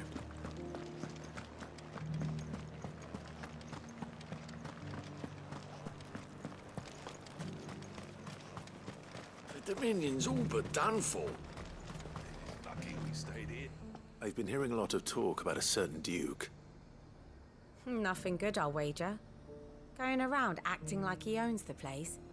And with hardly a word to the dame. This is her town, not his. I take it you'd rather she was in charge. As far as I'm concerned, she still is. Just need his eminence to sod off back to Oriflamme. Sell anything today? As much as... The garrison salvaged what they could. A question, if you don't mind. What do you think of the Duke of Oriflamme? Don't get me started. You build a life for yourself somewhere, earning for some noble to turn up and tell you you've got to hand it all over to him. If he thinks his name and his chains give him the right to empty our purses, he's in for a rude awakening. We'll do whatever it takes to keep what's ours. Whatever it takes. What do you think?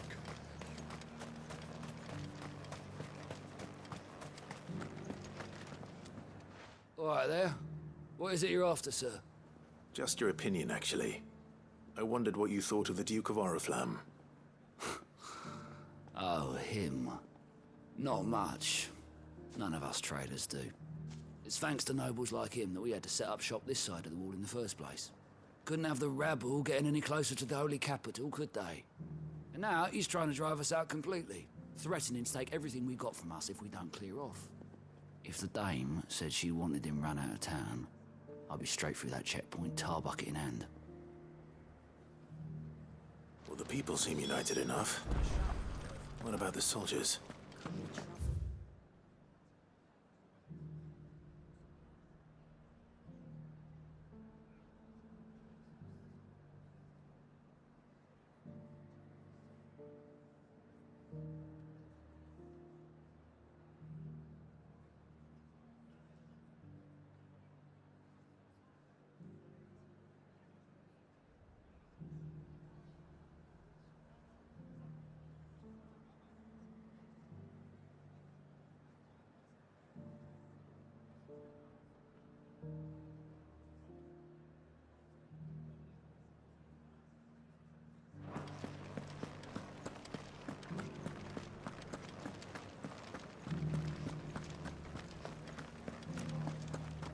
And you're just gonna fall into line.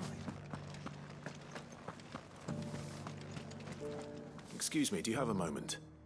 I wondered if you'd mind sharing your thoughts on the Duke of Oriflamme.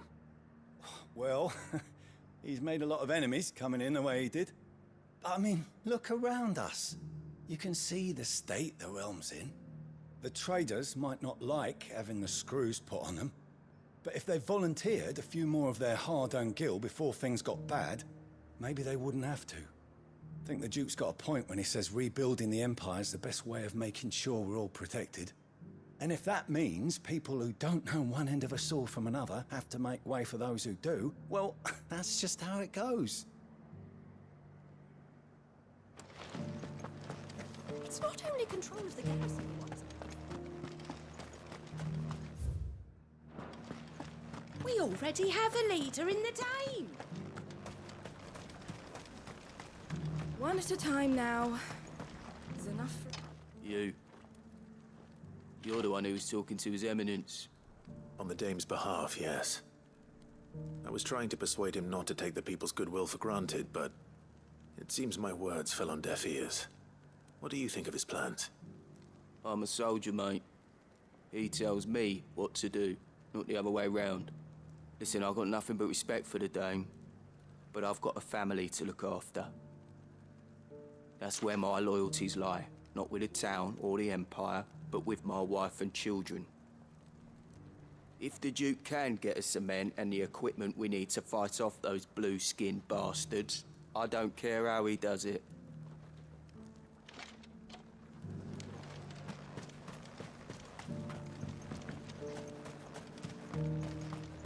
Sabine, you are embarrassing me.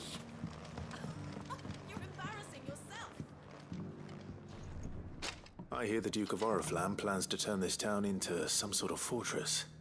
Do you think that's a good idea? It's not for me to say. All I know is that unless the Emperor orders me otherwise, His Eminence's word is law. Look, no one likes all these taxes and tariffs, but empires don't come for free. Once Sanbreque is back on her feet, we'll all reap the benefits. Let's see what Philippe makes of all this.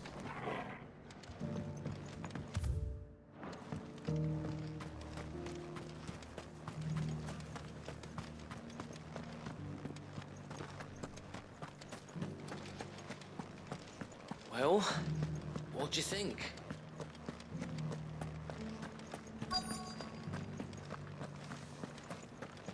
Welcome back. Wraiths give you any trouble? Captain, do you have a moment? For you? Certainly. Clive, wasn't it? Thank you for last time. How can I help you? I wanted to ask you about the Duke of Oriflamme. Do you intend to go along with his plan? But to tell you the truth, I'm in two minds. It's my sworn duty as a captain of the Imperial Army to obey his orders. But I can't say I agree with him. Philippe, I remember you saying that you became a soldier to protect the people you loved. The Dame included. That's right, I did. Well, she doesn't agree with the Duke's orders either.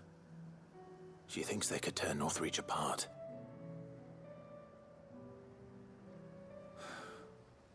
And she's probably right. Thank you, Clive. I know what I need to do now. Protecting the people I love is what matters. Doesn't matter how. Well, duty calls, so I better go. Thanks again.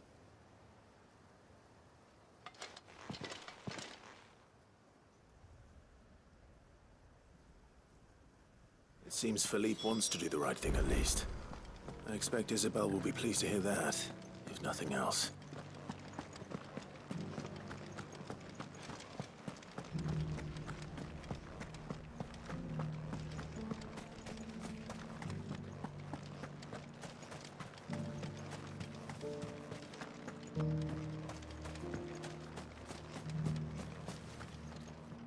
Ah, Clive.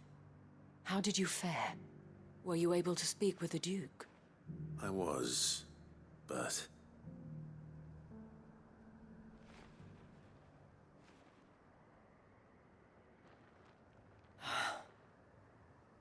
So Northreach is to be a fortress after all. Well, it will certainly help to hold back the thralls. There's no denying that.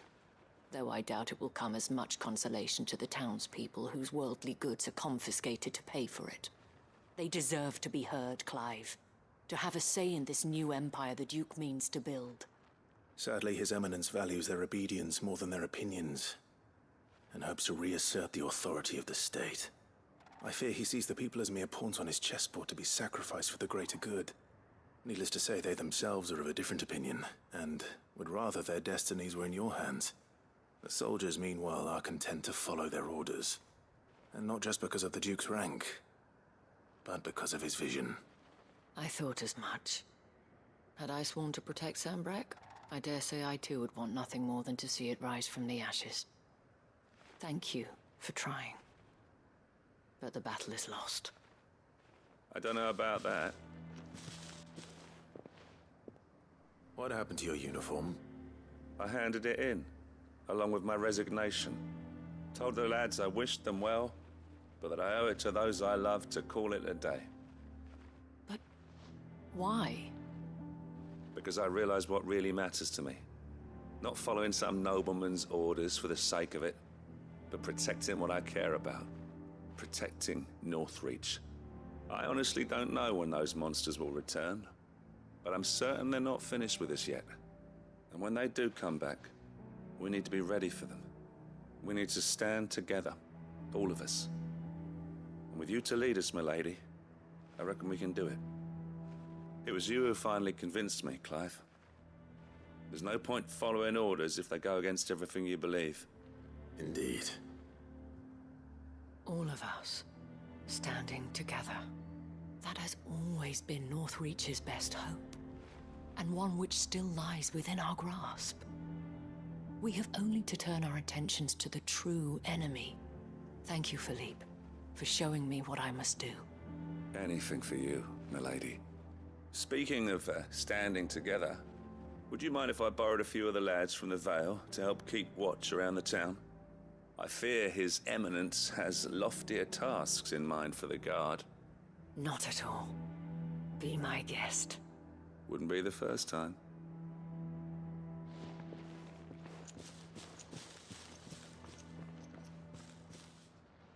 There may be hope for Northreach yet, especially with men like you and Philippe to champion our cause. I, for my part, shall continue to work upon the Duke, in the stubborn belief that I might still tempt him into joining hands. But I suspect I shall have to call upon your aid again. Until then, Clive. Until then.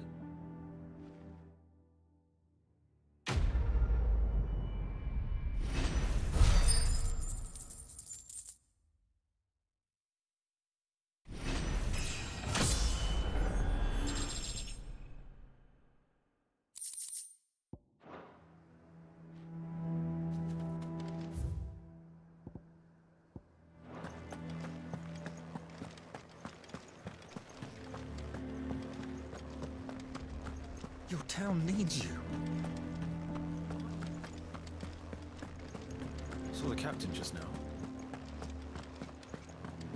I would speak with this Duke. No use calling Ambrosia now. What does the dame have to say about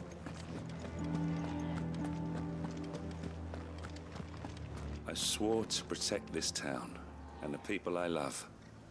I don't need a uniform to do that. Ambrosia won't help me here. Let's go. Faster!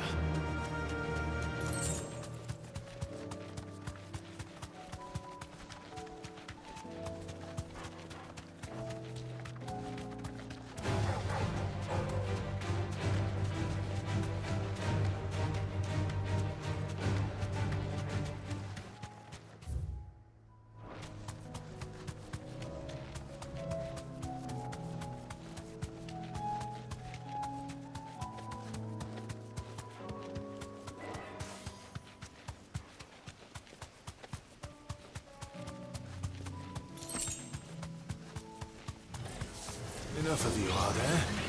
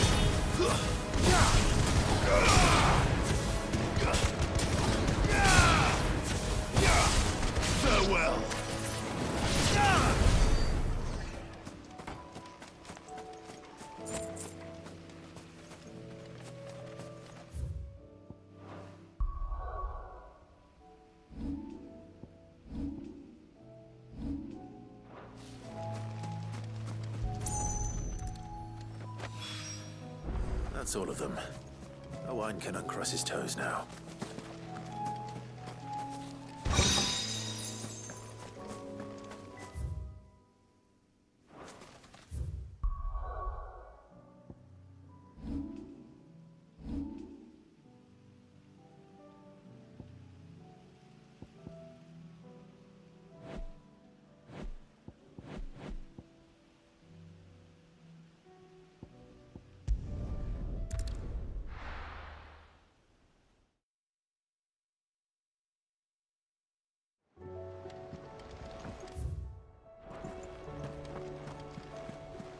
Covered in nicks and lumps, the lot of them.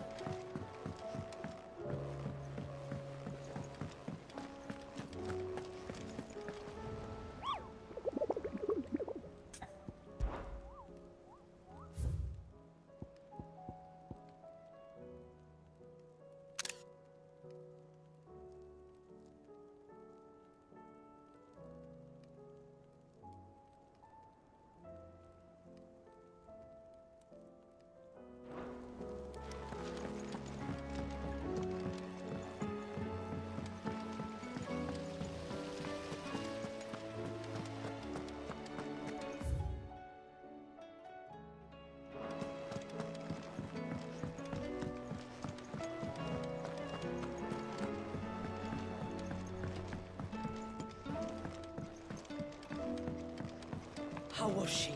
With Canva in the hands of a Ah, Sid. Wasn't expecting you back so soon. So, is it good news or bad? Good, thankfully. Here. Ah, that's brilliant! Thanks a blimmin' million! I'll fit 'em to the smelter right away!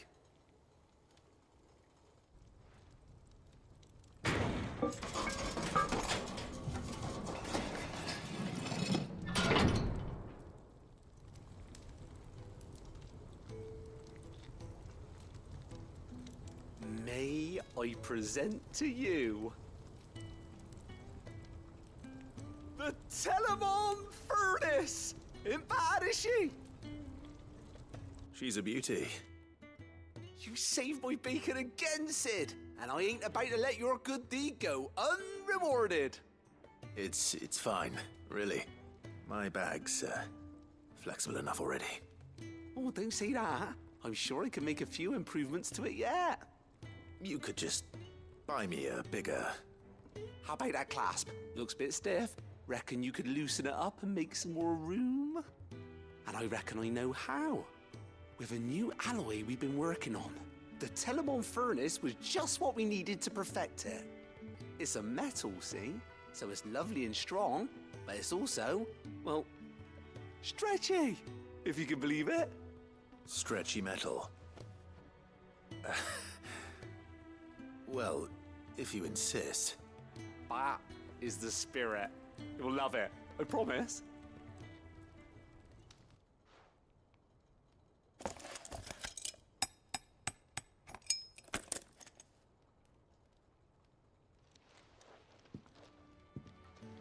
So, what do you reckon? It's actually quite ingenious. Thank you, Owain. Shh, don't mention it. You earned it. And I wanted to get some practice in using that metal anyway. Reckon we'll have all kinds of uses for it around the hideaway. Can't think of any right now, but that's our job, innit? Dreaming up new ways to make life easier around here. Maybe even out there, too. One day, the whole world's gonna know about the inventions you've helped us put together. That bag of yours will be the first of many. You mark my words. They'll hardly believe their eyes, I'm sure.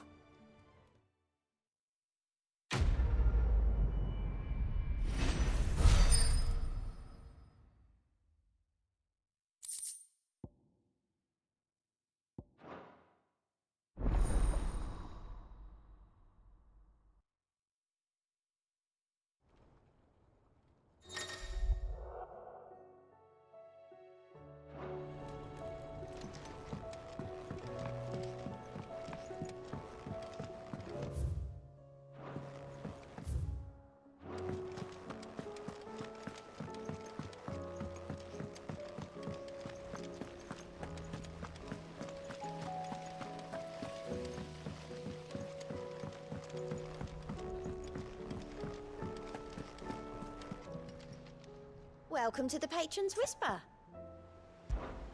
Come to claim your just desserts?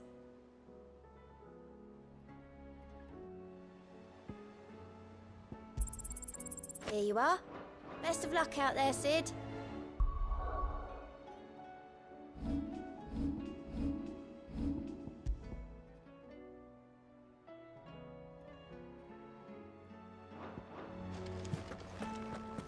How do you split the sea, you reckon?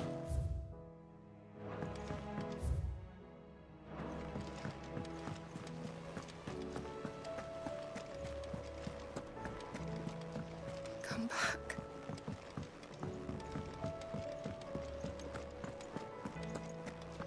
The stew's awfully thin these days. Oh, don't tell me we've run out of Pepio nuts and all. Aye, it's a dangerous world out there.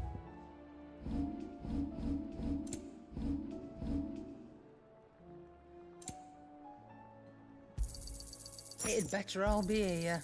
You're rubbing me blind, you know. It'd better all be here.